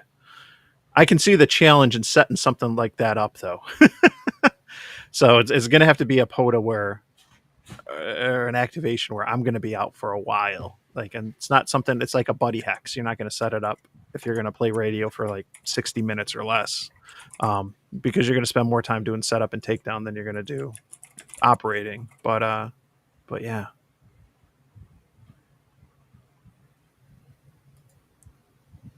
And I mean, that's what it's all about too. When we talked about in the very beginning, saying it depends. Like, what the only bad antenna is the antenna that you don't put up, right? So, depending on your situation, how much space you have, how much time you have, that's all going to factor into what you use for an antenna. Totally. Yeah, I agree. I mean, I do like my POTUS are like Paul will go out for hours, right? Like you average, you said like what, 3 to 4 hours? Like I average like maybe 1.5 hours. Like that's my typical POTA time, because normally when I'm doing POTA, I'm in between something. Like one time I was driving, had a meeting up in northern New Hampshire, and then I had a meeting down in western New Hampshire. So I went to Vermont on the long way around, to get a Vermont station or to work out of, activate a park in Vermont. But like I said, that's like, you don't have that much time. So that's like, for me, I like using the antenna that I'm most familiar with, especially when I don't have a lot of time, because you just know, like the first time I used the buddy pole, it was a disaster. I was like, this thing sucks. It doesn't work. Because it does suck. It does not. It's done fine for me. So. Damn it, I did it again. It does suck. That's why I gave mine to Eric. Then who'd Eric give it to? He Eric gave his hasn't given away it to too. anybody yet. Am I the only one that likes that antenna? I think so. Yeah. I think Wait, it's in the so- entire nation. Michael, you got rid of yours to Eric? Well, yes. I'll tell you about the plans for it this weekend. But Oh, yeah, you Eric recently has did. it. Because I also got rid of mine to Eric. Okay. You gave it to Eric, or you? I sold it to him. Yeah. Yeah. What he got rid of it though. Yeah. I think he Yeah. gave it to I think. who did he give it to? Tim? No, I think he gave it to Parker. Oh, he did. Yeah. Well, we have plans for the one I gave him. I was going to sell it to him for $200, but it is the deluxe, so that's like almost $400. I said, here, $200. And then we were chatting this afternoon, and he brought somebody up, and I said, you know what, that's a really good idea. So what we're going to do is we're going to do something with that this weekend. Cool. Nice. Only if this person passes their license test this weekend. I'm going to put that caveat on it. Did they sign up for the testing session at Nearfest? I think so. Okay. Dude, it was so hard. It was just mind-numbing trying to set that stupid thing up. And once I get it set up, it was like, yeah, no, I'm not going to work right. Your SWR sucks. And I just said, you know what, screw it. I packed it back up in the bag, and it's been sitting in my garage ever since. Uh-oh, there's trouble. Well, I'll be. Oh boy. Holy crap. All right. Well, Izzo's getting started. I'll just say, when one of my buddies has the buddy pole or buddy stick pro, sorry, the vertical one that Todd has, and that packs up really nice for travel, and that's why he bought it. He travels a lot for work, but when he had an issue with some coax. The coax that came with it busted, and I fixed it. He let me, and so he gave it to me. He's like, if you fix it, play with it, whatever. And we did, and we ended up going do a POTA after I fixed things. And I was skeptical about that. I got to say, just with having the elevated counterpoise, how hard is this going to be to set up? And it totally, I was blown away. I was like, really, this is pretty easy to set up, and we had good luck with it. And so I definitely don't hate on that antenna, and it got me thinking. I had such a good experience with it.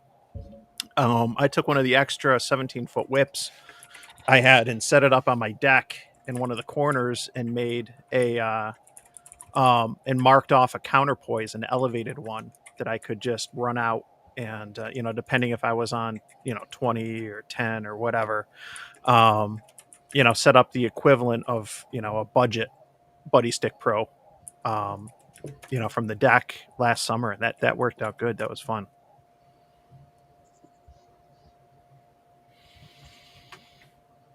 So Izzo, Where'd he go? Can you hear Oh, me? he was there. He we was can there hear twice you. for a We second. can't see you now, but we hear It you. won't let me. Where I'm did you pushing the go? button, and it won't let me turn my Oh camera God, on. this is like giving the old folks home. Here we Quiet. There I it is. heard that. Oh, there he is. Holy shit, it Nope. worked. Hey, Dad, this is how you use a remote control, and this is how you program your VCR. Hey, Dad, I just came home, and the VCR is flashing 1200. What's up with that? Okay. Yeah. All Did right. the power go Who out? on the stream had to program the VCR for their parents? That means we'll all go to heaven. Yes. Yes. Welcome aboard, Izzo. Well, What's going on, I brother? had to go. My son's home from college for a day or so. I'm I sorry. just ran inside, had dinner, ran back out here because my ears were ringing. You guys were talking antennas, and you know how I feel. Yeah. I love antennas. That's like, you He's got know, his earbud in at dinner listening to the stream. Well, Look, see? being honest, yeah, Izzo, he what's did. your Look, go-to he's when you're laughing. doing POTA? When you're doing oh, POTA, Izzo, what are you using more often than not? Are you using like a vertical, like a ham stick and 17-foot whip, or are you running like an end fed half wave as like a sloper or a V, or what are you doing? What's your go-to more often than not? it has changed so many times. I don't want to sound like I'm indecisive, Yeah. but it has changed so much. So this is what I've done. When I first started out in POTA 6, 7 years ago, and just playing field ops, we'll call it. It was the Eagle One antenna. Okay. Married that into the ICOM 7300. Played everything from 10 meters to 60 meters and had fun. Then, just like every other ham, you acquire an antenna here, you acquire an antenna there, you get this. Now I got to get a duffel bag for all my stuff. So follow me. I picked up a Nelson end-fed half-wave. I picked up ham radio, coffee and ham radios antennas. Reliance. Now I also have a spool. I got some MFJ whips that, and then all of a sudden the ATAS comes in. So including and I have this great inverted V. I remember in our chat in our private, I don't know if it was our private Yeah. chat or just our channel. Yeah. I said, well, what about the inverted V? Yep. We started off with that. Yeah. You did, okay, because I have found that inverted V with a push-up mast, I don't know, 25, 30 feet in the air, which is not high. Mhm. It is incredible. It is incredible on 20 meters. It is incredible on 40. Even when band conditions are horrible, it's Mhm. still incredible. It's something about the antenna. I'm not a scientist. I'm not an engineer to understand this. But I don't understand, and that's no disrespect to all the other antennas, but something to do with an inverted V. Now, I have taken the Reliance antenna. I have taken the spool. I have taken a coffee in here. I've taken all these other wire antennas that I normally run as an end-fed halfway sloper. So I Yeah. take 65, 66 feet of wire, and I make it an inverted V. And it does even better than as a end-fed half-wave sloper design. And I don't know why. I think part of it is, my guess is it's going to be the average height above ground, that especially at the points in the antenna where you're going to have the most current and radiation, you're going to have a higher average height above ground if it's in a V versus the sloping. That's my Yeah. guess. So when you ask me what's my go-to, Yeah. 2 hours before I go out, I look at band conditions, which Okay. we know is a sample from what? An averaging of 6 hours before with some predictability in there. You take, it's still a whole freaking witchy poo kind of a thing of, Which you know, eh, I don't know what else to call it, man. yeah. It's just because there have been some days when everyone is saying how horrible the band, solar winds are up to 600, you know, and there's an S1 to S3 of noise. Yeah, I go to a park and I'm making contacts. Yes, I'm not doing 100, I'm not doing 200 contacts, but I'm making respectfully anywhere from 30 to 40 to maybe 50, 60 contacts on the HF bands. I don't know what it is, guys. So I like having a multitude of antennas that what antenna haven't I played with lately? What's going on? Temperature, as you know, up here in the Northeast, like when we start getting into those doldrums of January and February, I'm not sitting on no tailgate. I'll be doing the ATOS. Okay. But we know what's going to happen in about 6 years from now when we go back flat. I'll bet you and that's no disrespect to ATOS and Yaesu. I'll bet you, or any vertical is going to be a tough antenna to operate here in the Northeast. When it's 10 o'clock in the morning, 2 o'clock in the afternoon, yeah, between that 4 hour block, 6 hour block, because it starts getting dark at 5 o'clock, Hmm. and it's 30 degrees.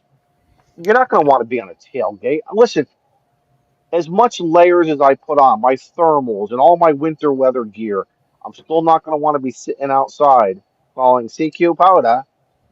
I'll be inside the truck where it's nice and warm. Yep. Yeah, I mean, you're So, going to have to be on 40, 80. yes. Yeah. Yeah. Shannon's right. And it's very weird. Um, I think that's why when you listen to everyone on YouTube talk about their POTA experiences, you got to look at where were they? Are they in the southeast or the southwest where, we're in January? It gets down to what? Maybe 48 in the morning, but by afternoon it's 70 degrees up here. And listen, and where I am in Connecticut is still a hell of a lot warmer than what you guys further north of me, right? Right. Todd's laughing. Todd knows. I could be 38 degrees here on the Connecticut shoreline, and Todd is sporting, 27, 28, or whatever, 25. Shannon's getting that cold gale wind coming in from the Atlantic Ocean, making things even cold.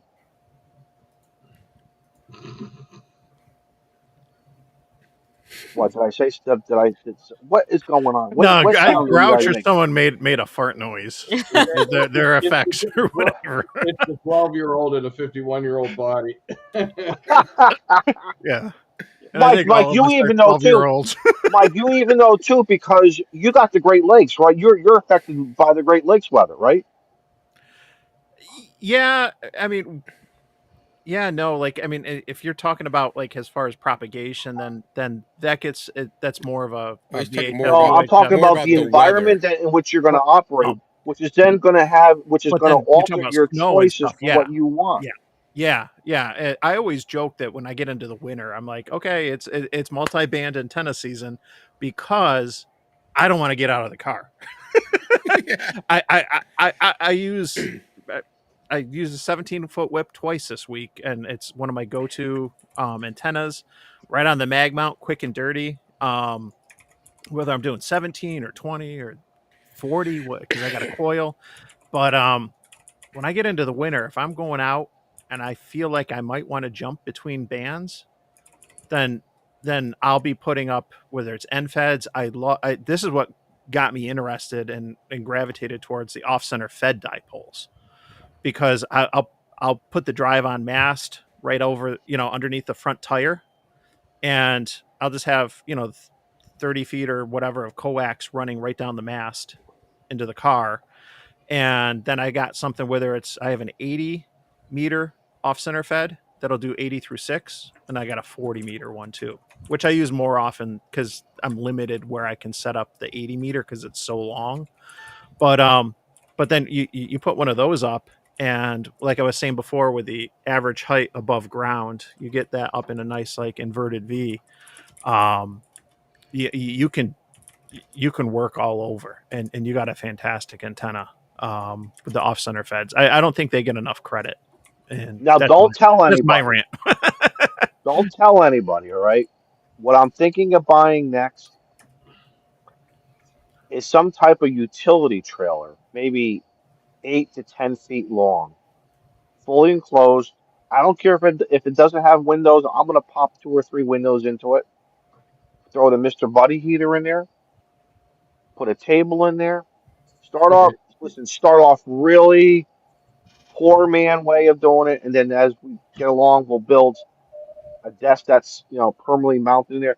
And I'm wondering if that's what I would want to do for the winter, especially for the winter, just to keep some elements off of me while Well, don't you still. have that fancy ass ice fishing tent? That's a pain in the neck to go every. And the Connecticut state parks do not technically want you operating that. I have to keep a door open, which defeats the whole purpose. Mm. What do you mean you have to Yeah, keep a setup door is open? 15 minutes. Setup is 15 minutes, but it's a pain in the neck. What do you though. mean you have to keep a door open? Yeah. You cannot be okay. You if your tent is fully enclosed, it's considered camping. So not every POTA park in the state of Connecticut, the parks offer camping. It's an ice hut, right? You know what they tell me? This is not Wisconsin, and you're Oh, not on the lake. Oh. That's the response I've This is gotten. not You're not on the lake. You're not in North Dakota. You're not in Idaho on the lake. So So you gotta, if you're in the car, right? We got a lot of people in New Hampshire that sleep in cars. Does that mean you yeah, gotta leave your door open when you're at the park? no, they could see through the windshield. There's a view, Oh, I got it. and the last thing we want to do is argue with park rangers, right or wrong. I don't want to argue. Yep. That's why some parks I love going to many times, and others it's one and done. One and done. Just let me get my Yeah. 10, 12, and see you later. Well, when Kinda Paul stay does winter field day, you got to show up in like shorts and a t-shirt, and just because it's so freaking hot in there. He's in there. I go in there. It's like, holy crap! It's like a sauna in here. A sweatbox, the old Italian, the old Indian sweatbox, frankly. That's good for you, Like, man. I like It to be opens your comfortable. pores. Yeah, no, Yeah. it's awesome. But like you come in to check in what he's doing. You're all bundled up because it's like 10 degrees outside. He's in there in like t-shirt, like sweating.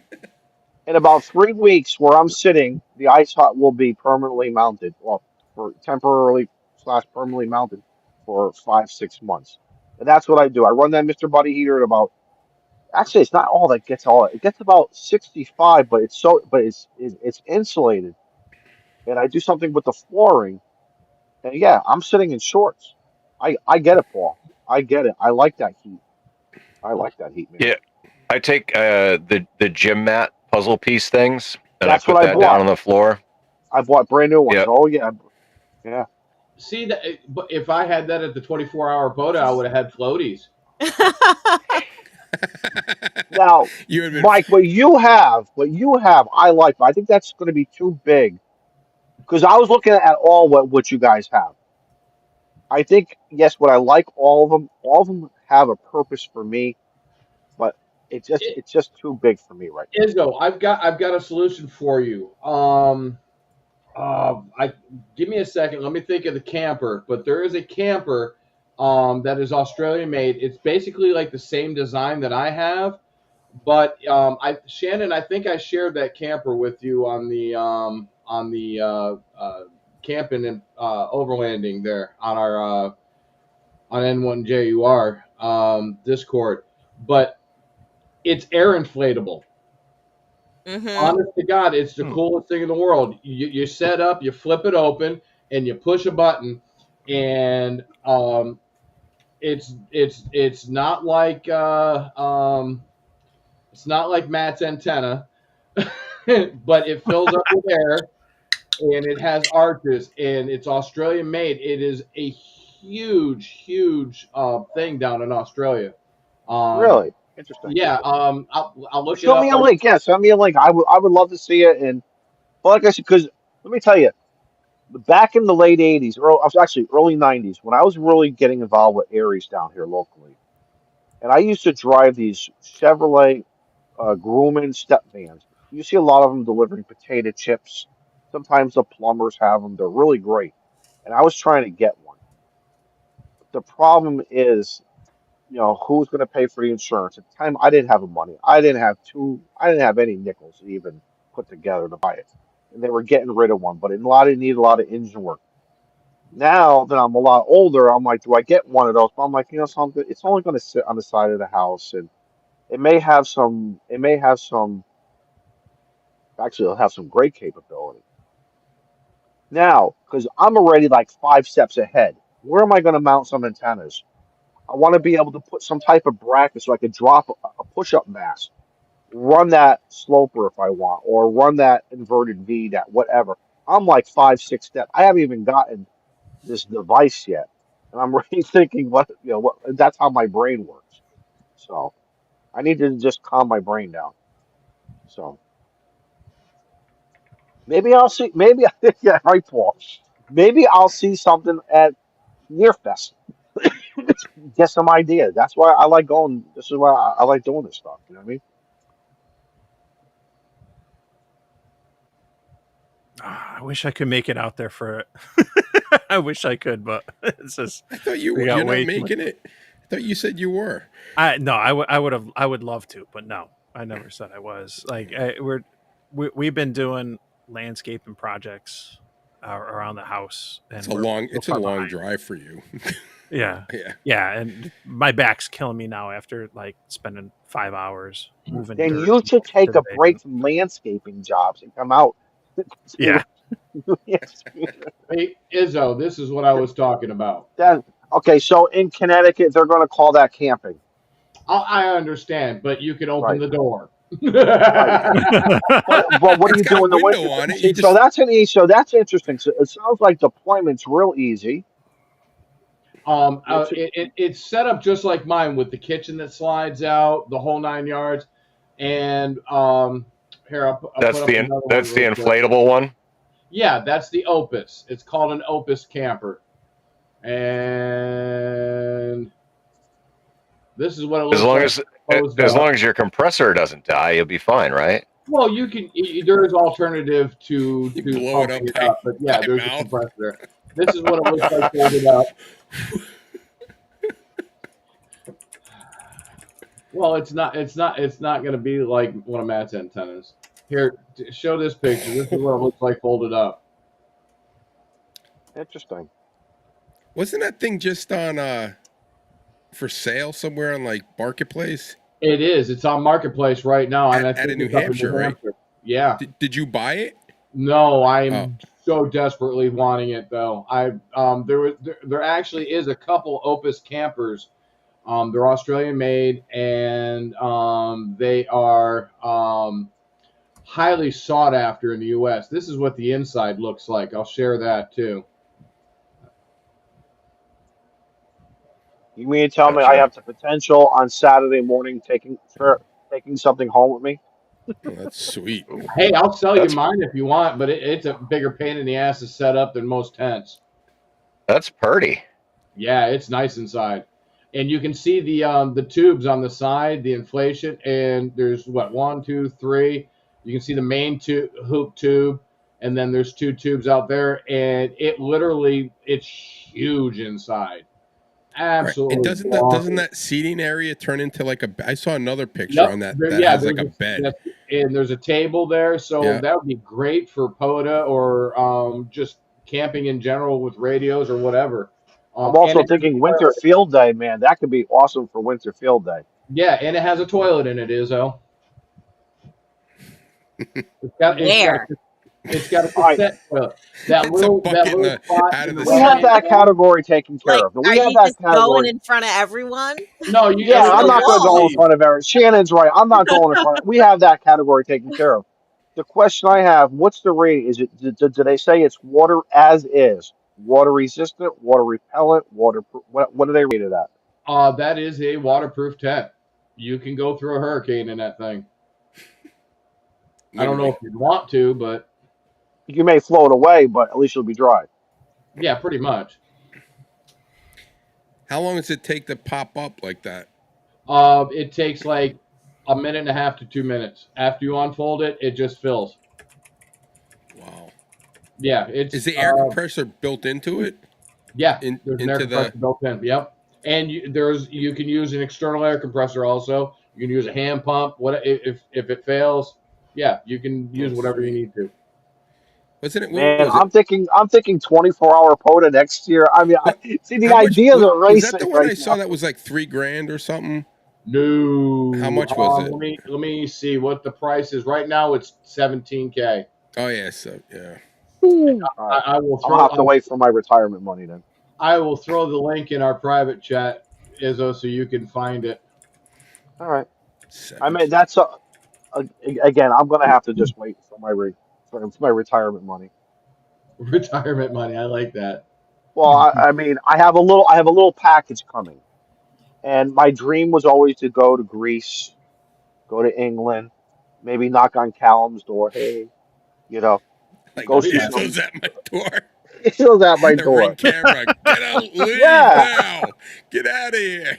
Hey, I'm gonna get one of his cardboard stand-ups. I told him I'm gonna come. I want a cardboard stand-up. I don't, but I would love to again. So if I gotta cancel, don't tell the wife.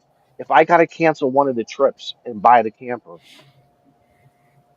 What? I mean, what's she gonna do? Get mad? I'll be like, okay, fine. I know where I'm gonna sleep tonight. Yeah. I wouldn't care. I wouldn't do that.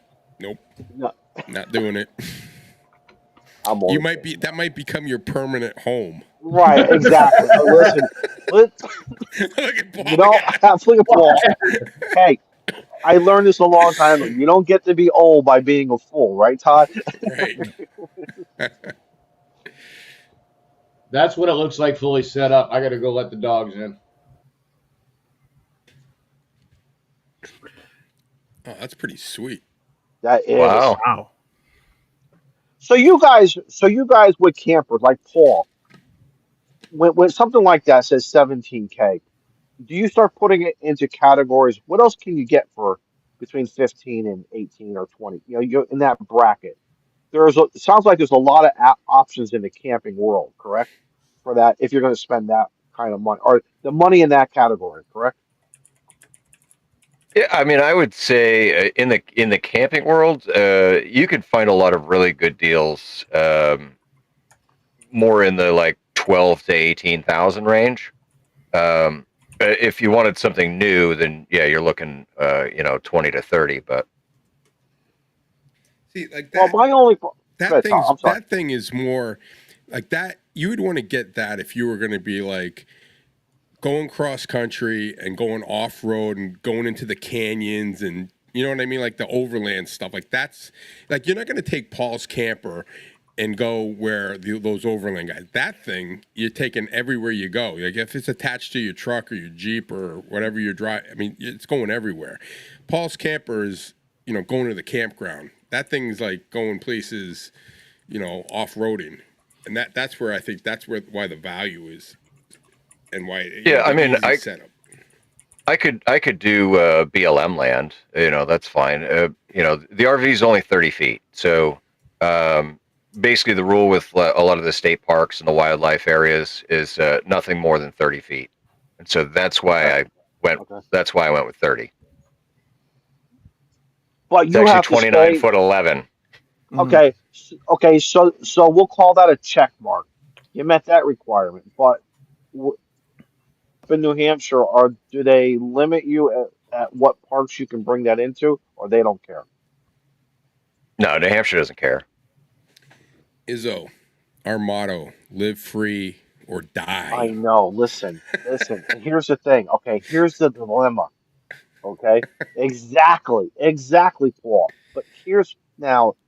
Do I say take that money and don't buy the camper, and that's a down payment on something up in New Hampshire? You see Well, where I'm going? yeah, you'll Now, be do you guys you'll want be to see me on a more regular basis in person, or do you want to see me in a stream? well. Let's take a poll on that one, Shannon. Could you get a poll on that? Press one in the chat. Do we want to see Izzo in person or just on the stream? No, Izzo, I mean, honestly, if you're going to go from a financial standpoint, you're better off putting it on and buying a property because you're not going to make any. You're not gonna. You're gonna do nothing but lose money on the camper, but you're going to enjoy the experience of either. Like if you're buying a second home in New Hampshire, right? Is that what you're planning on doing, or you planning on buying a I, home or it's always been like, do we start off with property with a double wide, or do we just find something that's already pretty much turnkey? yeah? It's, Well, I you mean, know, you're gonna do better off in the long run owning the property, right? But I think Right. for a camper, it's kind of like, think of it as a big boy toy, right? It's like, it's not a necessity, but it's really cool to have. And, like if you hit the lottery and you won 20 grand and you already had the 20 grand to put down on your thing, I'd say, yeah, go for it. Have fun with it. You'll enjoy Right. it. But That's a good point. That's an Right. excellent point. Right. What do you do? All right. I know. Yeah. this guy too, I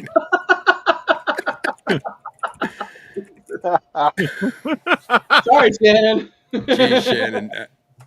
She's like, I love her stoic stone face. Well, Izzo, Nothing just think. giggled, nothing. She just She's like, I can hang with these assholes. Izzo, just think about all the money some you're going to things spooch I her. pretend not to see. oh, is that how it works? I was going to tell Izzo, just think about all the money though you're going to save switching to T-Mobile with the Grouches referral.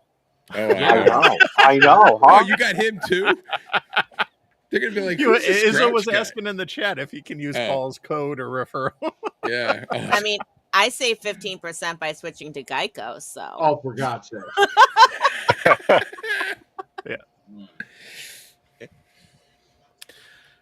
I paid $300 for full coverage for 6 months on my FJ, so I'm good. There you go. Traveling, nice. man. Aw. nice. Thank you. Yes, there is a lot of property for sale in Rangeley because there's nothing there. Nothing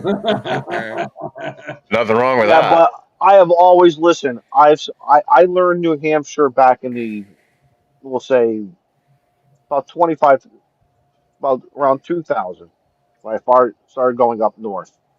Saw some stuff I really liked. Saw some stuff. It's just not for me. Just not for me. But New Hampshire has always had this appeal to me. Just so. Guess what? I'm moving in. It's not official. I can't say that. But no, really, it always has. It's always had a really nice appeal to me. The people, the area, Plus now plus now I'm so active with field operations, you know. And Connecticut is just so damn expensive just to live here, man. That's the other thing.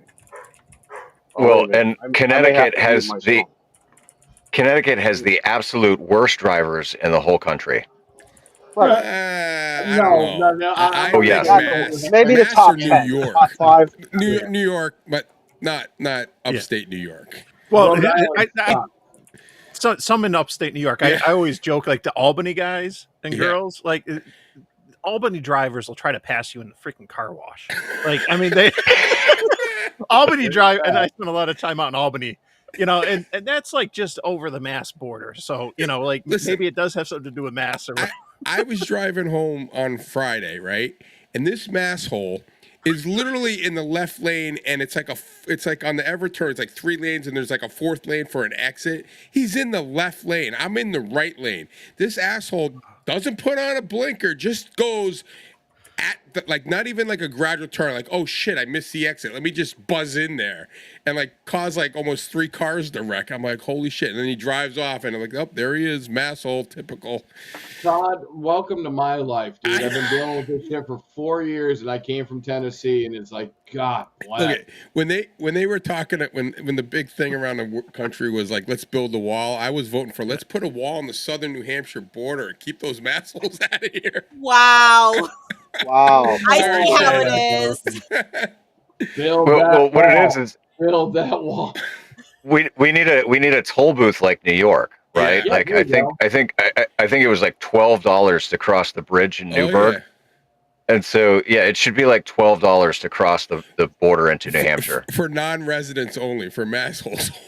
Wow. Well, look, Shannon, Massachusetts was going to put a toll.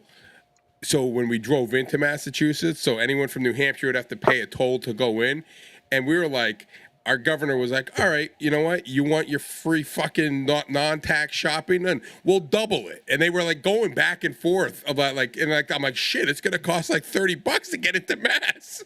Jesus. And again, it all went away, but still, I mean, being like, we live in southern New Hampshire, like basically on the Mass border, pretty close, and it's tough sometimes because like they're like girl I work with, her brother-in-law, he's a farmer, and he farms like he does apples, just the local stuff. And he says like these people from Massachusetts come up here with backpacks, like not like day packs, like full backpacks, and try to steal all their apples off their trees. And they have to, What? and they have to Oh, chase come them on. around. Because she asked me, she goes, if you retire, she goes, you could come and help us do security. I'm like, well, why do you need security? You're in a New Hampshire farm. And she's like, oh no. She goes, we got to chase these people from Massachusetts come with these backpacks and fill up their backpacks with apples. And All right, and if what there's they do anybody is out there who could do a meme, I want a meme of Todd in the next 2 hours listen, being apple orchard security. I'm like, what do you chase them on? They're like, those John Deere side by sides. I'm like, you chase people from Massachusetts through the fields on side by sides? She says, oh yeah. She goes, it's a real problem. I was like, what? I was like, holy crap! Who would have thought, right? Like stealing apples is a thing.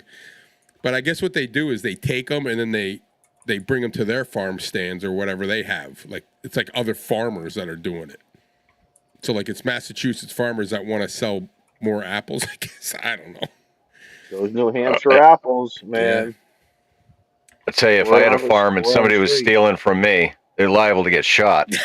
Yep. I was just That's why about they to come joke up here, that, 'cause- deers be eating apples off of trees, and we all know what happens to them. See you in the cooler. Yeah. Yeah.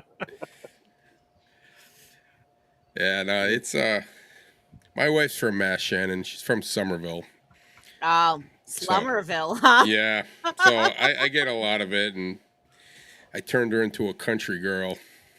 Well, I'm from Lynn. Well, I'm not from Lynn. Okay, I grew up mostly in Lynnfield, but I live in Lynn now. Lynn, city of sin. Never come out the way it went in. Okay, I've heard it 1,000 times. That's a hell of a poem. Get her rant. You guys never heard that? Nope. No, I've Come never heard on. of that. Oh, Wow. I've heard that. Yeah. Wow. But Weren't they going to change the name? to Ocean Park. Yeah, they were. I remember that they were going to And change then, the name. and then people came up with Ocean Park. Ocean Park never go out after dark. Oh my gosh. Oh, that's awesome. But Can you come up with one for Rochester for me? Well, hey, I can't take credit. I didn't come up with these Hey. things. There was once a man from Rochester. No, I can't go there with that. hey, Mike, we have a Rochester, New Hampshire, and they just call it Rottenchester. It's so There bad. you go. It's a pretty rough town for New Hampshire, at least. Mike, you got your snowblower tuned up yet? Not yet. It's I usually coming. don't do that It's coming, dude. I'm telling you. till the end of October, beginning of November. But Now you get the lake effect snows, right? the last couple years it has been eerily mild, like scary mild. It's like everyone around here is like, it So was you're not due. like this when we were growing up. You do Right. for the big one. Buffalo's gotten dumped on the last couple of years, and Buffalo's about an hour west of me. Yeah. West, it's that way. Right. And when Buffalo's gotten hit, they get like everything at once. I feel bad, Oh. but they know how to deal with it. Like it sucks for like a day or so, but the communities up here, we know how to get rid of snow and everything. So when they get a couple feet in a weekend or a day or two, like they get rid of it, they get on with life and stuff. But it's all been going over there, and it kind of has stopped like in half hour west of Rochester. Like we haven't gotten hit bad, so I'm sure we're gonna pay for it. But Well, it happens. It is like what even it is. here, like we've had like probably the last 5 years have been pretty mild and Yeah. not a lot of storms. So like we're due. Like I remember my kids were like when my son was first born. I don't even know if he was born. Like I got pictures of like the snow. Like I had to dig my mailbox out. Like that was the last heavy winter. Same And here. now it's like we'll get like 4 inches of snow. They're calling off school. I'm like, what happened? Like do we turn into like the South? Like it's only 4 inches. Todd, I have stopped watching local media. I'm sick and tired of them jump up and down for 3 inches for it. That's Oh, it's absolutely. stupid. Tell me when it's 8, 10, 12 with drifts Like- to 15 to 20. I mean, That's Izzo, something, yeah, but I have just little stuff, it's I have ridiculous. pictures from when I was in college where I lived on this like first floor apartment and I couldn't get out the front door because the snowdrift was so high. And then I go Yeah, into like the living room and we had a slider and I open the curtains and all I see is white all the way to the top. I'm like, fuck. I'm like, I can't get out of here. Like digging like a little path. I get your out there. igloo. The That's your cars are igloo. covered. Like there's just bumps in the parking lot. I'm like, oh crap. But like back then in the early '90s, like it was snowing up in Plymouth, New Hampshire. It was snowing probably a foot a night for a week straight. Like we literally had we had mounds of snow in the middle of campus with holes through it. Like you walk through them. It was crazy. There was so much snow they closed '93 down, and I Wow. actually had a snowmobile. I rode my snowmobile down '93 from exit 25 to 24. Nice. But yeah, it was those were some tough winters. Like I came up from New Jersey, so I mean we never got like that much snow, and I was like, what the hell? You couldn't see around the corners. Like Mike, you've probably dealt with that. Like when you get to a Yeah. stop sign and the snow's so high you can't Oh see yeah, you left can't or see around right. corners. That's crazy. I remember growing up in the late '70s. Mhm. The best the best winters that I remember uh, till now were back in the late '70s, '78, '79, '80. I grew up in upstate New York, in a little place called Mariahville, New York, in Rotterdam, and it's just outside of Schenectady. And I remember the snowbanks in our driveway. The guy would come and plow our driveway. It was 250 feet long. It was a shale driveway, and he would put that snow 7, 8 feet on both sides of the driveway. I had snow forts, and yeah, Oh it yeah. was amazing. We used to Well, play on the lake, Well, that waiting was the blizzard, Mike. That was the blizzard of yeah, '78, I bet. Yes, yeah. because okay. I was a paper boy. They shut down the roads, and we had one cop. I lived in a very, very small. I grew up in a very, very small town, and he's barely. He had the chains on the car and everything. He's like, "What are you doing out here?" I said, "People need their newspaper. Their 4 o'clock newspaper. If they don't get that thing by 5 o'clock, they're gonna lose their money." Because back then, people needed their newspaper and their 6 o'clock news. You disrupt that, they're gonna lose their shit, right? Oh yeah. And I'm like, so what are you gonna do? Chase me? You can't. He was like so far away. He rolled down his window. I'm like, dude, just leave me alone. He just threw his hands in the air. He probably said crazy Izzo. Go ahead. I don't care because guess what? This That is next okay. week when I was collecting for that newspaper, I got some good tips. I got some really nice tips from my customers who Nice hands, understood. Izzo. I saw that. Yeah, that Boom. was pretty sweet. Yeah, Like it never that even thing popped happened. right out. That said, Izzo I'm was a getting the hell first away from baseman. Izzo. Yeah. That earpods will get the hell away from me, Izzo. You're out. You're out. There you go, Izzo. Your wish is my command. Snow. Ah, I love it. Love it. There you go, boss. Love it. Get off my orchard. Get off Hey my Paul, horse. send that to me.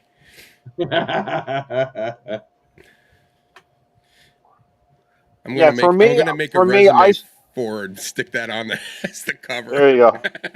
For me, my snow thrower gets prepped. I don't know why. I always use October 15th.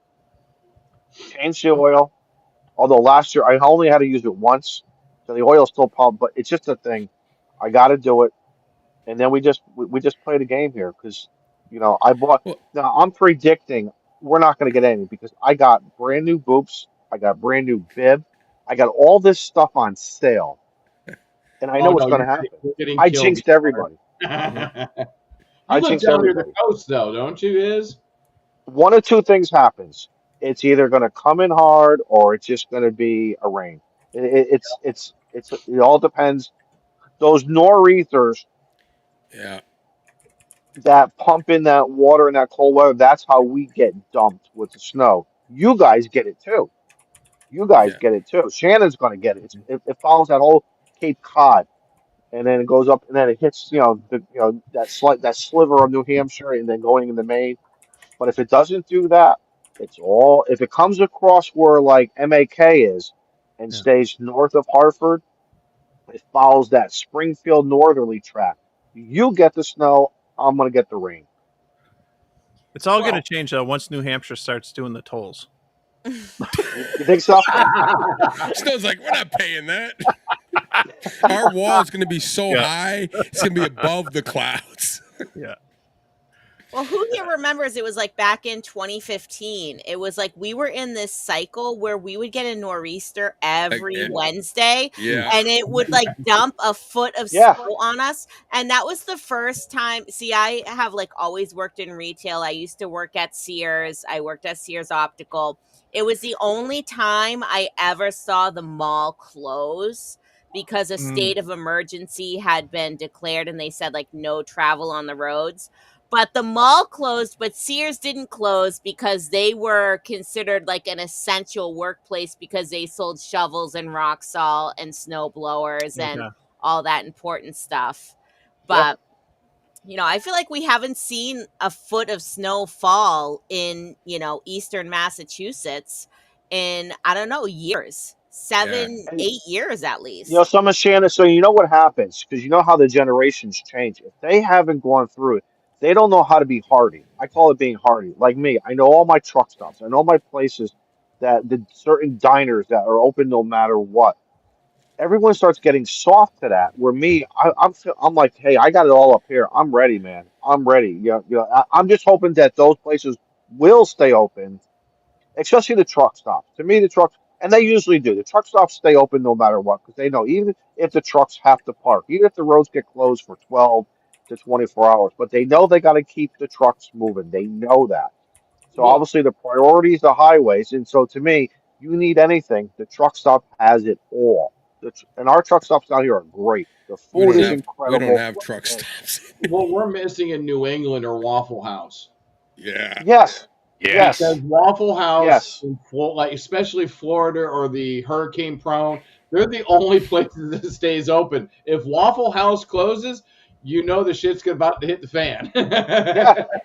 I got to We need a honestly say though, Waffle like, Houses and Bucky's. I really, really wish they would, and maybe they have. Maybe they feel they just can't turn out. Maybe the dollar's not good enough for them. But I really, really wish they would do something like that. I was just gonna say, like, Bucky's overrated. When Shannon was talking about the mall closing, like, as a diehard Gen Xer, like, when someone talks about the mall closing and shutting down, like, I'm like, Oh yeah, Oh. that's scary. no, they're mall- closing no. the mall. Yeah, but you know what happens. You know what happens later. Yeah. What Shannon just described, we saw that. I'm sure you guys did too up north. Those parking lots are needed because they need to put the snow somewhere. Yeah, they got to put it somewhere. They got to Yep. put it somewhere. So because Well, you just when I can't was in dump when I it was in anymore into college, the ocean. they had the National Guard come in with to remove the snow because it was so much that they had to put it on like a conveyor belt and those those huge dump trucks that Yeah. you see in construction, fill Yeah. those things up, drive it to the river, and then dump it just to get so you could. I mean, there was no more place to put it. The snow blowers weren't blowing high enough. The plows couldn't plow. I mean, it just ran out, and they had like the National Guard and the DPW working using all these machines to get the snow just in the river. And then that year it melted and then they had an ice jam and the whole freaking town flooded. Like, I mean, it floods normally, but like, Right. I mean, cars were like, it just had like one night it got warm. The ice came down and it got cold again, froze up, and the water came back. And like all these people, there was like warnings: get your car, move it up to. And all these people left their cars; they were underwater. Gas station was underwater. Well, didn't they use? Where does the Red Sox play? What field? What's that? Weren't Fenway they Park. dumping Fenway? Fenway. Weren't they dumping snow in Fenway?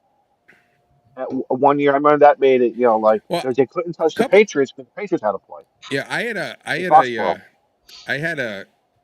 we had snow. I forget how many years ago, but it was like really our last big thing in Manchester, New Hampshire, which is New Hampshire's largest city, which is like more like a big town. They didn't have enough. They had so much snow and they couldn't get like downtown. They were paying people like $900 if you had one of those sidewalk snow blowers where you can you see them in the thing and they Yeah, they're in the little yeah. box. $900 like an hour to freaking plow because they had so much snow and like the city was shut down. I was like, holy shit! I wish I go. How much do those suckers cost? I'll go buy one now. Yep. But yeah, I mean, sometimes it can be a lot. But I bought a when I moved in here to this house about 5 years ago. I bought a Polaris Ranger, which is a side by side, and I did my research and I put a plow on it. That thing is a beast. It plowed like 2 feet of snow, wet snow, and I mean it worked, but it moved it, and the freaking plow guy plowed on another storm the end of my drive. I live at the end of the road, like the road turns into my driveway, probably 4 feet high. I just ran that thing right over the top, just keep chucking away at it. Thing was awesome. I wish I bought it 20 years ago. I don't even use my snowblower anymore. Like I have to go to the front walkway. I just take the Ranger right through it, right over the grass. The thing, just big wide open thing. One swipe, and that's all you do. Yeah. Yep, it's My awesome. wife, when we first moved here, my wife bought me, not us, but bought me a Toro snow thrower, the second largest one that they have that has the tank tracks onto it. And I was like, what the hell am I going to plow snow with it? And you know what? It works great, and I have no complaints. But like last winter and the winter before, it's been all wet. So Yeah. Now you give me ideas because I have a goal now. I think I need to install an antenna on the snowblower, and I think because I think this will drive people nuts. But do an FT8 while I'm working the snowblower. I can make some contacts. I mean, whether it's the 705, I got the phone, this, that. Like, I'm gonna have to try. I got to think of something. 160-meter hamstick on the snowblower. That's right. Shannon basically told you go big or stay inside. Hey, Exactly. Hey, What listen. do I always say? Go big or go home. Yeah, Those ling girls, no, there's got to be a lingo in there somewhere about that. I got to do it on 17 meters so that like the POTA police can show up and be like, "There's no contesting and no snowblowers on the workbench." No snowblowers on the air. There you go. We got a new event. snowblowers on Here the we air. go. God bless. Yeah. Hey, I'll tell you this: when wires get covered, like I look out the window and I see it's like covered in like an inch of ice. I just get on the radio and start transmitting and calling out CQ. It'll melt that shit in like a few minutes. It's awesome. That's what I don't like. In the month, at least down here, the month of March is what I don't like. Yeah. That's when the icing is more, its highest probability for us here in Southern Connecticut. I can't stand that. You see everything started doing the drips and everything. The wire, yeah. Well, I'll tell I don't you, like that. I forget, Paul. What year was it when we had that big ice storm, and like this, we were shut down for like a week. Oh yeah, that was somewhere between 05 and 08, somewhere in there. Somewhere in that range. So we had this like nasty ice storm. I mean, it literally shut down everything. And I went online and I got on Granger up in Manchester, and they had a generator, and I was like, oh, and I was like, $750. I'm like, done. I mean, literally, we had no heat. Up here we're on wells, so no water, no heat, nothing. And I go and get this generator. Well, literally, I walk outside. The guy's offering me like $2,500 for it. I'm like, nope. Oh yeah, they do that. I'm like, dude. And then they had guys again from Massachusetts up here with U-Hauls selling generators out for like $3,000, and people had like literally no. So what ended up happening is like I lived in this neighborhood, and all the wives went to where there was power with the kids and stuff, and I stayed with my 2 huskies, and then I bought the generator. I Jimmy rigged it to the washer and dryer outlet. It's totally backfed it. I know, totally illegal, but you know what? When you go like 4, 5, 6, 7 days and there's no power, like no one cares. And at the time, I had what do you call it? The DirecTV with the satellite. So once the sun came out and it melted, I was the only one in the neighborhood that had TV. So all the guys came over, so it was me and the guys and the dogs. And, we had power. And I said, listen, just bring over a can of gas. That's all we need. I got food, beer, whatever you want. But that was probably the worst storm in New England I've ever been in. It wasn't snow, it was ice, but the trees were coming down, and it was just. And that's when I said I got to get a generator. Now, at least in New Hampshire, I know all new houses are required to have full house generators What I've done, propane. Paul, because of situation like again, I bought the first generator. Then you got to start doing with the gasoline. I got sick and tired of holding gasoline or getting gas, and of course, gas stations if they don't have a generator, you can't pump gas. Went through one time with that. One time, I said, "That's it." Got a propane tank, the big 100 gallon.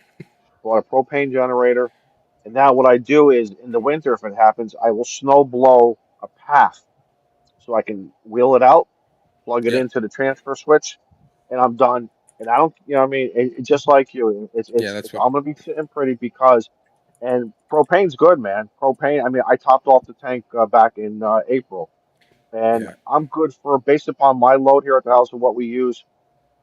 I'm probably good for maybe 11 to 13 days, but I know after day seven, eight. But by then, if we don't have power by day seven, it's something serious, which is what we've Mhm. had in the past.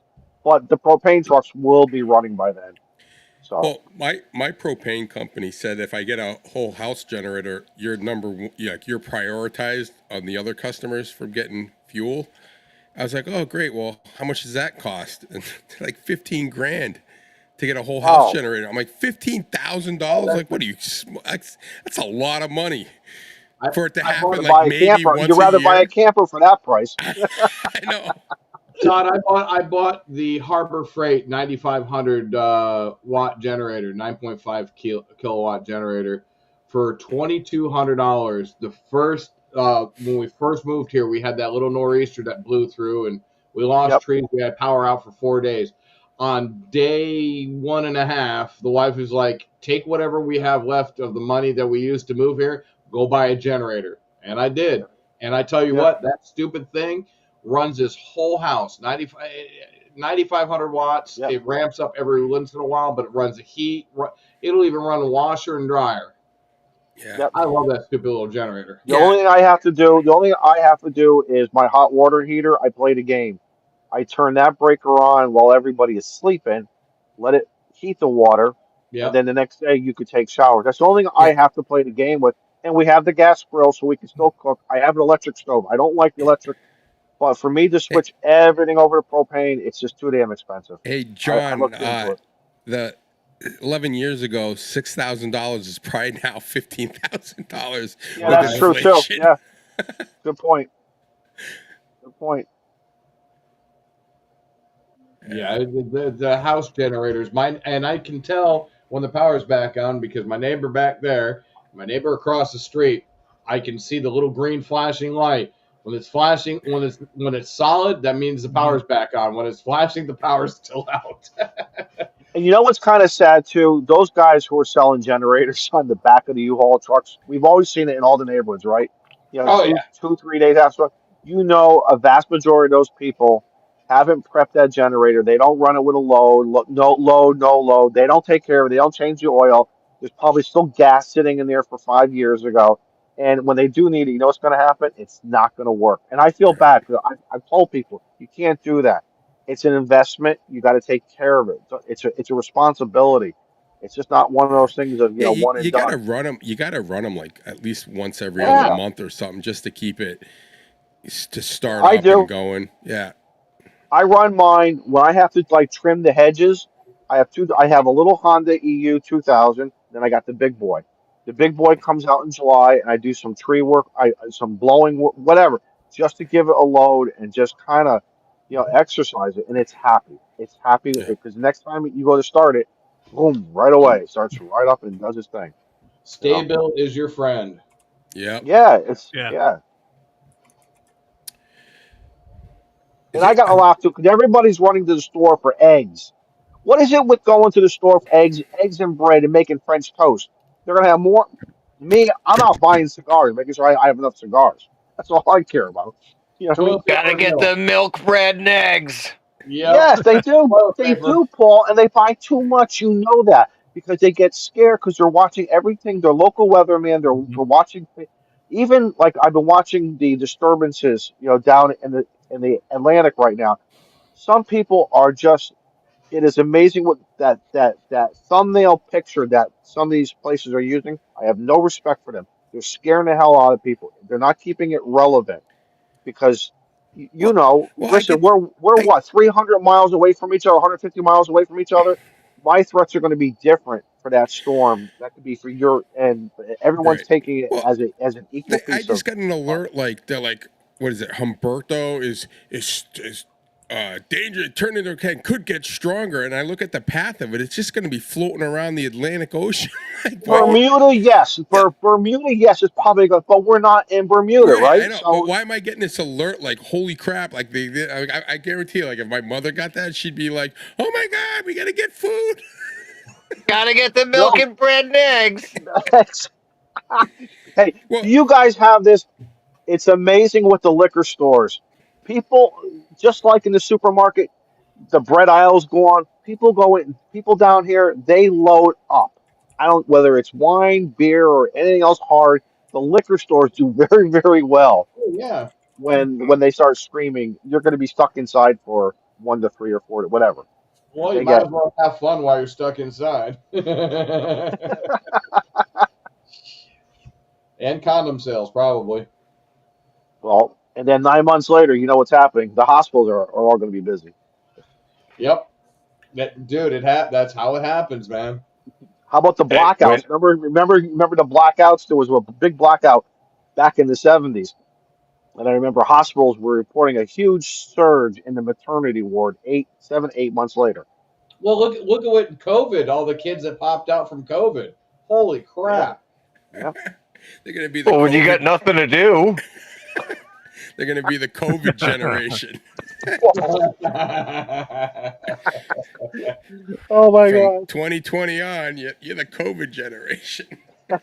Shannon's like, "This is the last time I'm going to ever be on the Northeast Hams." I should have said that last time when I was on Live Free and Ham for the 24-hour POTA camp out wrap up. Yeah. I I'm guess coming back. I'm a glutton for I punishment. was going to say, And then love your and then you're views. on Eric's like morning one, and I'm like, wow. I'm like, she's a trooper. He's tough as nails. Hey, how long were we supposed to be doing this live stream? I thought it was like an hour. No, it was 24 hours. What is it? 24-hour live stream. Yeah. What? I bought eggs, Paul's- bread and milk for this. Yeah. Yeah. Paul's done close to that. I mean, we haven't even done the what are we drinking round yet.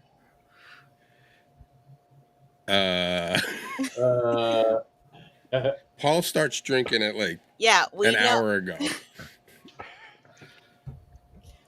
I Hey, saw look out. the Grouch had like the Bud Heavy. Mike still has Utica left. Yep. Did you drink all the Utica Well, that I no, threw in your Mike cooler? lives near Utica, so Yeah. he drinks Yeah. beer. He did. Yeah, I can get it. Oh. So So that's new Utica. That's not the old Yeah, Utica from but the it's not just campout. the new one. So let's see here. So here's the last one from the camp out. But here's the new one. Your green the screened tall- out. There you go. They're Tall tall. boy. Oh yeah. Yeah, Tall different. boys, huh? Different So, cowboy. yeah. So what is that, Mike? Is that like a cream ale or is it a light? It's a pilsner. It's Okay. just it's a beer. It's just blue collar Izzo, beer. that beer has been around for probably Prohibition. over 100 years. What's the cream ale that comes out of New York? Is it still Genesis being Cream made? Ale, which is right here in Genesis. Rochester. Yeah. Yeah. Oh man, that was something like in the summer you cut the grass, you wanted just something cool Yeah. and refreshing. Yeah, You don't want what is it? water It's or lemonade. Genesee, right? Genesee, Genesee. yeah. Genesee. Yeah, because yeah. the Genesee River goes from Lake Ontario down towards Yeah. like into the Finger Lakes and stuff. So yeah. Well, it's kind of funny. Like I remember like coming up here and like someone was like, "Oh, they asked for like a Rolling Rock." Like when I was in high school, Rolling Rock was like the Natty Light. I'm like, all right. I'm seriously like I'm like I've seen Right. people like, "Oh, Rolling Rock." I'm like, we used to I drink like that. Rolling Rock. Yeah, I know. Rolling Me Rock. too. The Rolling Rock, the Michelob. Remember Michelob? They Yep. still, but Regular Michelob. Rolling Rock's what, out of Pennsylvania? Yep. Latrobe, Pennsylvania. Yeah. I feel like you it's should just get Latrobe you right should on you the should bottom. get was it a 24 pack for like $8 or something? I mean back then. Fucking Keystone. Yeah, Yeah, Keystone, Keystone which is all Light. Pennsylvania. Yeah, that's all Pennsylvania. I was convinced Keystone Light is the same as Coors Light, just in a It different is. can. It's the same. Well, yeah. It's just I mean, probably it's what poor watered more ingredients down. or, like cheaper ingredients or something, but it's the same brewery. Yeah, Yeah. yeah. My Keystone uncle Light. used to drink this stuff called Rheingold. You guys remember Oh yeah, I Rheingold? remember that. It came in and it was like in a brown. It looked like a barrel. Yeah. It looked like a barrel, and you just twist the top off real quick, and then we would line them up on the Well, banisters. remember And, the you know, pew Foster's pew oil pew. cans? Oh, They those. still make Yes, those yes, things. yeah. Do they Yeah. still make Yep. them? I love Foster's. There, when I went to school, there's this place called Biederman's, which is it's kind of like it's got a bar, but it's got awesome sandwiches, and you watch the football games there. So it's kind of like a bar with a deli built into it. And they used to sell Foster's was like their cheap beer because like they would Okay. have like 15 beers on tap, and Foster's back then it was like $1.50. So like I hadn't been up there. I left college. I was up there, and I go up to the bar and I go, "Hey, you guys still have that $1.50 Foster's deal going?" The guy's like, "Haven't been here in a while." He goes, "We don't even sell Foster's anymore." I'm like, "Are you kidding me? That was the best deal going." WHJ, was it J? I'm sorry, CJL says Molson. I remember the Molson. The whole Molson had a regular Molson. There was a Molson Labatt's. Yeah. They Or had like Labatt's 3 to Blue, 4. Yeah, they had that whole Molson X, Molson line was yeah, Molson yep, Ice. Yeah. yeah. Oh, John Molson says it Ice. was Yeah, skunky, it was but yeah, skunky, man, but we yeah. all drank it, right? Yeah. That's the green bottle thing. The green bottle, Or yes. it's the Or green bottles. Like you get that with and I love Rolling. Heineken on tap, Rolling Rock out of cans and stuff. But like the stuff that's in green bottles, Oh yeah, I remember Beer balls. that balls, yeah. skunky. Right. It Just gets under a Fireball. quarter keg. the beer balls. Oh my God, remember that? Because you didn't have enough money for a keg, or if you didn't have enough people for the keg, you got the beer ball With the instead pump Yep. built into it. with the I pump. It, remember yeah, finding beer Yeah. balls in the woods from kids' parties. yeah, Yeah. yeah. Oh wow. Nothing like drinking beer out of a plastic ball. I don't know. I don't like beer personally. I've never found a beer that I like, so I can't really comment. Do you like you were drinking? Was it the White Claws? You like the seltzers, or do you like ciders? Or Yep. So I have a White Claw Surge, the Okay. pineapple flavor. I also earlier had a Carlson Orchard Honey Crisp hard cider. I like hard cider. And of course, I have my Live Free and Ham glass here with mead from the 1634 meadery in Ooh. Ipswich. Look at you. Wow. So Nice. you're getting drunk 3 ways. It's a Shannon, Saturday are night. those ciders? Shannon, are those ciders more seasonal?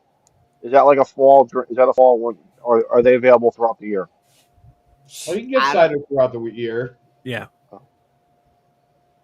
They make some seasonal ones. I know like a couple of the cideries in upstate New York have some like donut type flavored, like cinnamon and apple donut type ones out this time of year because of the fall. But Well, and you know they'll what they do? different They get the cider. apples from Yeah. New Hampshire because they hire people from Massachusetts to go over into Todd's area, steal all the apples, and they bring them And they back. ship them to over to New York. They ship them over. That's what they do. We got good apples in New York. Oh, hey, there's some really good apple orchards up around Albany and Schenectady area. Yeah. When I was growing up as a kid, we used to always go out there. Yeah, I guess I think Altamont's one of I them. guess that farm has like they have like, you know, where you go and pick your own apples, but then they have like backfields that are like the ones that they Premium. harvest, right? Right, And, it's all reserved. and Yeah. that's where they sneak in, and I guess that's where they're stealing. I'm like, I just thought. I mean, when she was telling me this, I thought she was BS. I'm like, people seriously steal apples? Like that's a thing? Like, come on.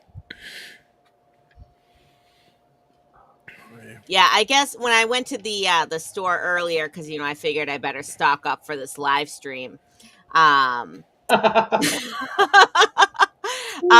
They had like pumpkin spice cider, and I was almost tempted to get it, and then I was like, no, I'm gonna stick with like tried and true. This sounded good because it was Honey Crisp, and I was getting the honey mead, so I figured maybe it would go well together. So Black market fresh Nice. apples. That's awesome.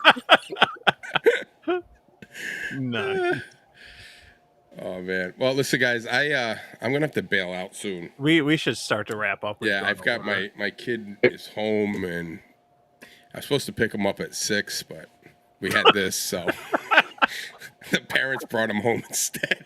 I think he overstayed his welcome. Nice. Oh, yeah. You got anything coming up, Todd? Before you bounce? No, not really. Hopefully I'll be on All Star on Monday, so that's about it. I don't do videos yet. Still studying for my extra. Will be next year too. How many years, have Paul, do my I have? extra Hey, how many before years I do I have left before this thing gets changed? The question pool, I Yeah. actually looked it up because I've been dabbling too, Todd. I'm like you. 2028 is so whatever question pool you're using. So we have until Listen. 2028. you guys, And if when- I can do it, anybody can do it. Okay, Yes. you guys need to be extras. when I when know. the question pool changes, and we'll just start over. We'll just Yeah, a reset. It's yeah. a reset. We all start. Yeah. No, it's pretty. I gotta just. I have to just set a date, and because that's how I did it with the general. Eric said, "You're doing it on the Marlboro, whatever that ham thing is. That's the date you're doing it." It was like 3 weeks away, and I was like, "Shit!" I'm like, I can't go in there and fail. I'll never hear the end of it. So, Yeah. All right, Todd, October 11th, sign up for the session. yeah, not happening. I'll do it. Tell Come on, Todd. Huh? Let's go. October, I can't I do need it to by get my then. extra. Let's go. We'll try by the end of the year. That's in a couple months. I haven't How long studied. Shannon, how long did you have to study for before you took the test? And how often did you study? Do you Like, really were you- Do you really want to know? Yeah, you took Yeah. it right away. How did you I do it? probably How'd you do studied it? for like maybe 2 weeks. Straight? Like that's all you did? Or Oh, All I did was memorize the answers to the questions, man. yeah, It's I not- know. But how did you get through the that electrical hard. stuff? There's How did you get 600 through all those questions. equations and stuff? That's just it. It's the electrical stuff. I can't stand those electrical. Now, T.O. made a comment, and I got to look. He says, if you, I hope I'm quoting him correctly. T.O. said, if you skip all those questions, you still have the potential of passing, but Yep. you got to get all the other ones 100% right. I mean, you have to get the other ones Yeah. right. Yeah, I think there's all kinds of scenarios like that with the exams, like you know, like the math ones or the diagram. Like you can skip all that stuff, but you got to get everything else right. But you know, everyone learns different, so you know, go at whatever your pace is. But okay. I think it definitely helps to set, you know, like that goal. When I was doing mine, it was like they were testing every month during COVID, and so I knew, like, you know, the date for the next test. I was like, I got 1 month, you know, to get my general. I got a month to get my extra. You know, they weren't at that point. I wasn't aware of online testing availability, so like I just went hard for 4 weeks. I And think I'm just got it gonna. done. I think I'm just gonna do it and pass and just not tell anyone, and then until Yeah. someone looks it up, and someone will be like, "Holy shit, it's been an extra for like 3 years." You should go out and put it in the extra frequency. Yeah, somebody Yeah. wants to bust you. Yeah. Somebody wants to bust you for Yeah. being out of band. Yeah. You- That's how you guys will know. I do throw 'em POTA at on the. I'll That do is POTA the on the biggest thing extra that I hate. bands. You could totally sandbag it on the podcast. Just give the Yeah. wrong answers Yeah. and keep dragging the thing out. Just dragging it out forever. These guys giving me shit. Yeah. These tests are infringement of my civil liberties. Ape.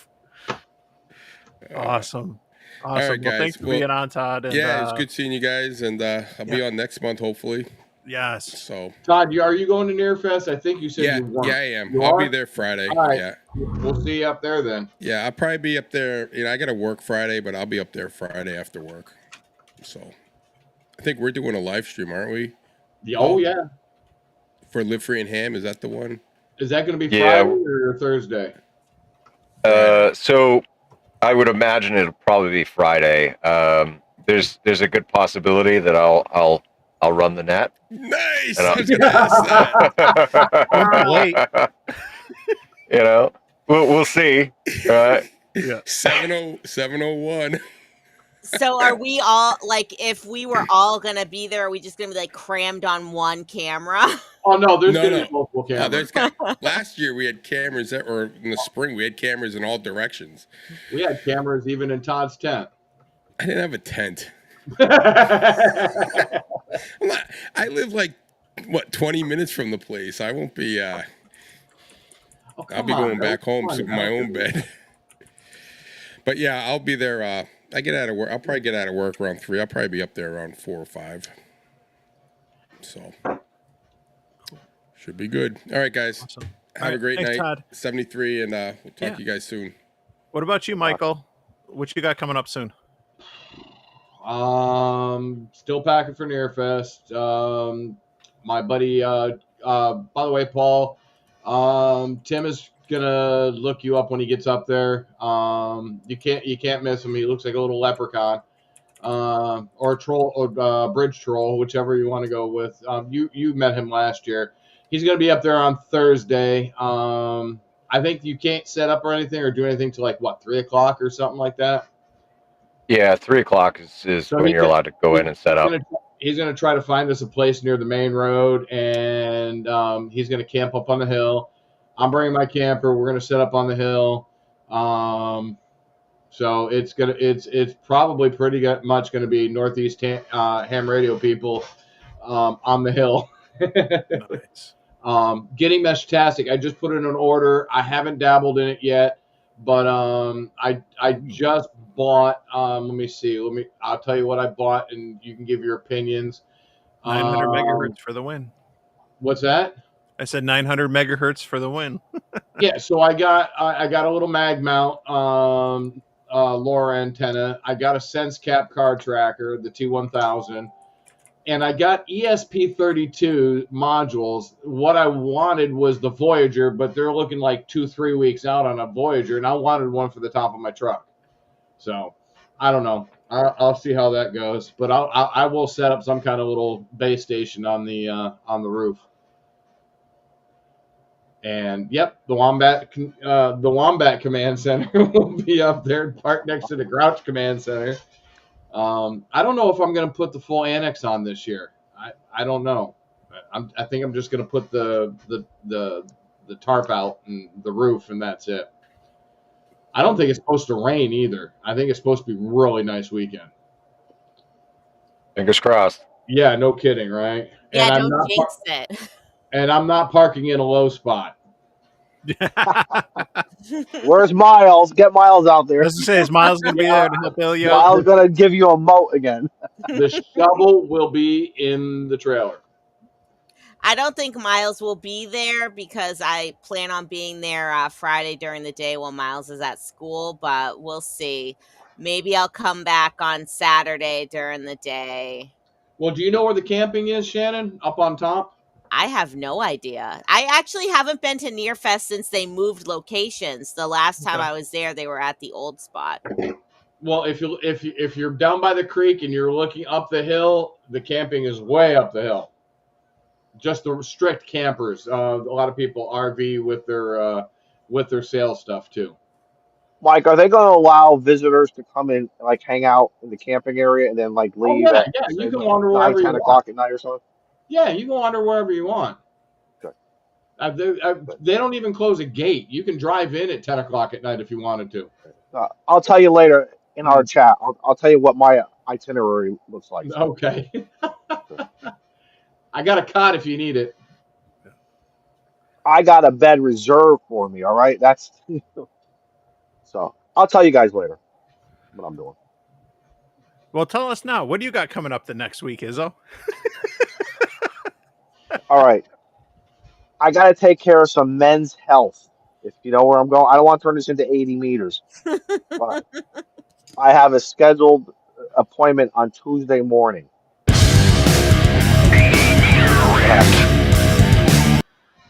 What? Oh, everyone black. That I'm thing is off from too work. loud. When I get Turn that down. when I get out of work tomorrow at 4 o'clock, I don't go back to the following Wednesday. Okay. So I gotta take care of some men's health. I'm on some serious diet restrictions, and I'm going crazy because I'm reducing what I'm eating and how I'm eating, and I don't like it. I'm miserable. But once that thing is done on Tuesday morning, Tuesday afternoon, I'm gonna go back to eating, and then I'll be traveling probably Thursday night, Thursday afternoon. I may come up, get to where I gotta go, and then wander towards you guys, and that kind of thing. Well, Make sure you send us some pictures. Post them on the Discord. of Tuesdays, no, we're not. No, We no, want to see what makes Izzo tick. no. You don't want to. You don't want to see that side of me. Woo. It's important. Every 10 years, it's got to get done. So, we'll just leave it at that. All right. No, Shannon, it's more help like us change the 4. topic. What do you got going on? Hey, women got to do it too.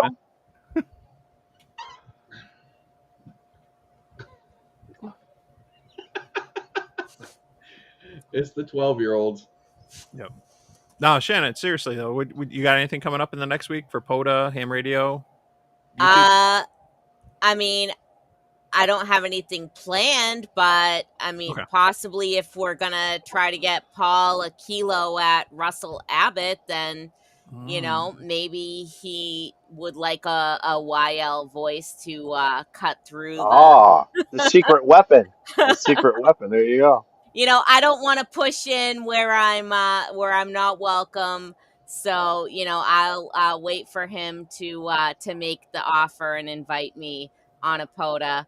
But otherwise, I don't really have anything planned. But you never know. The mood may strike me, and I may just need to go out and get an activation. So Is Abbott the park? even if I have to go without Paul, I'll go Is by Abbott the myself. park closest to where Nearfest is? Is that one? Because I was going to go to the map tomorrow just to see where all the POTA parks were in relationship to Nearfest. I don't know. I've only activated one park in New Hampshire, and that is Robert Frost Farm. It should have been 2 parks, but since the logs still have not been recovered from the 24-hour POTA, we know nothing.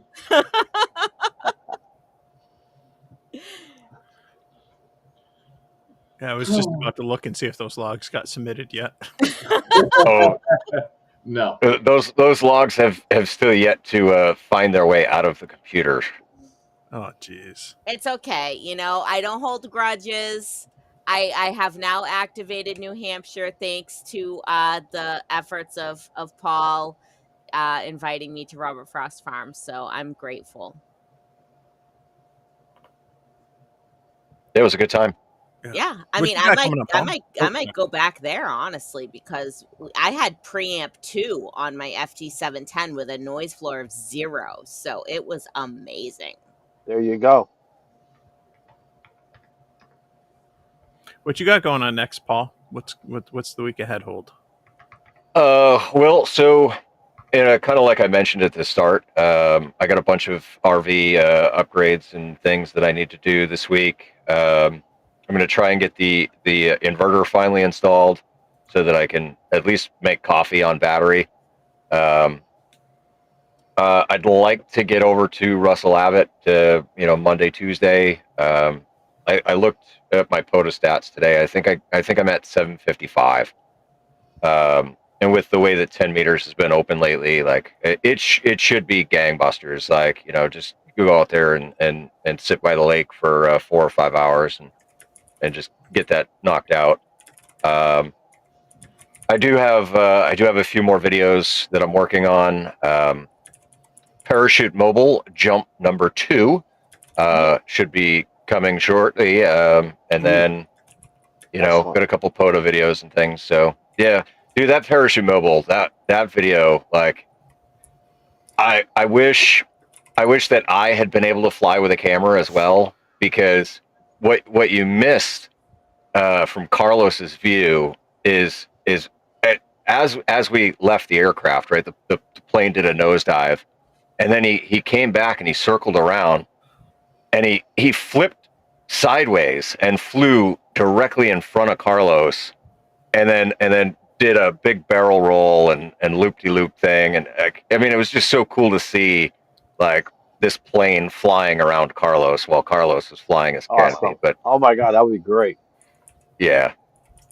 So, but anyways, yeah, that's what I got coming up, and appreciate all the channel members in green that have been in the chat, and all the channel member support, Patreon support. Awesome. What about you, Mike? And so it's been a struggle since the camp out. Like, you know, like with back to school kids, you got kids, like everything revolves around the school calendar, sports, activities, and everything. So and then, you know, you throw in this whole landscaping project we're doing around the house. It's been nuts. You know, I did sneak out. Fortunately, like I'm blessed that my son has football practice in a POTA park. So I did a couple quick, you know, Wow. activations this week and stuff, you know, and he's got basketball tomorrow. And I'm going to try to sneak out while he's at basketball rather than drive home and then drive back to pick him up and do a POTA for like an hour or so. And I found an antenna recently in my research online that I haven't seen anything like recent about, like anyone using this. And it's a speaker wire antenna, and it's not in Walt's book. So Dude, speaker wire works great. yeah, and so this is a speaker wire vertical that's not in Walt's book. I just came across it, and it should be pretty easy to build and play around with. And I debated, like, okay, if I want to do something with this antenna, should I do a lot of testing? Should I just freaking cut the wire and go play POTA and see how it goes? Because I want to do both things and whatnot. So I'll probably build the antenna, you know, tomorrow morning real quick before basketball camp for my son. And then, you know, try to do like a quick POTA and maybe, you know, see what bands I can work and how it goes. But yeah, and it's just been a struggle to, you know, I've been on 4 freaking live streams this week, but I haven't been able to do like a video in 2 weeks. You know, it's just, it is what it is. But yeah, so I got something I found that I haven't seen a lot on, and maybe worth doing a little dive into. I came across it, and I teased it the other night on Frank's live stream. I did a video on the skeleton sleeve dipole, that I did for 2 and 6 meters that you can do for any 2 bands. And a lot of people hadn't heard about it, and it was this obscure antenna, but you know, it works. And sometimes it's fun, you know, you find some of these things in old antenna books or, you know, old articles that haven't got a lot of attention recently, and it's like, oh, let's see if that works. Let's have fun. Well, here's the thing. Nothing to it but to try it. Yeah. You Yep. know, it's like almost every antenna has been made at some point, right? It's just they remake it and they rename it to something different. So, you know, really, is there anything new under the sun? Nope. Probably not. I don't think, yeah. Yeah. So that's what I'm looking forward to. So hopefully I can get that thing cut and get it on the air tomorrow and toy around for a little bit and stuff. But other than that, yeah. Maybe after the next week things get back to normal, and I can go make some antenna. I got so many antennas. I you know, especially after Matt give me a couple of Reliance ones at the camp out, and some other. I got a whole list of to dos. I think we all do in ham radio. It's yeah. Hey, if anybody Never-ending list. Death by paper cuts. If anybody wants some GMRS base station antennas, I'm bringing up 3 or 4 of them with me. So if anybody wants GMRS, commercial UHF, I have a bunch of them. I will be bringing with me. I wish I was going now because I have the Baofeng Mini GMRS versions. I got to test out in the next week, do a video on. So I know that Todd was talking about those earlier. The Mini Baofeng UV5Rs. I got the GMRS versions, and they are small. These are power mount antennas, so okay. Cool stuff. All right, I'm gonna hit the button, folks. Wow. You got it? Right. I guess so. You just maybe. shut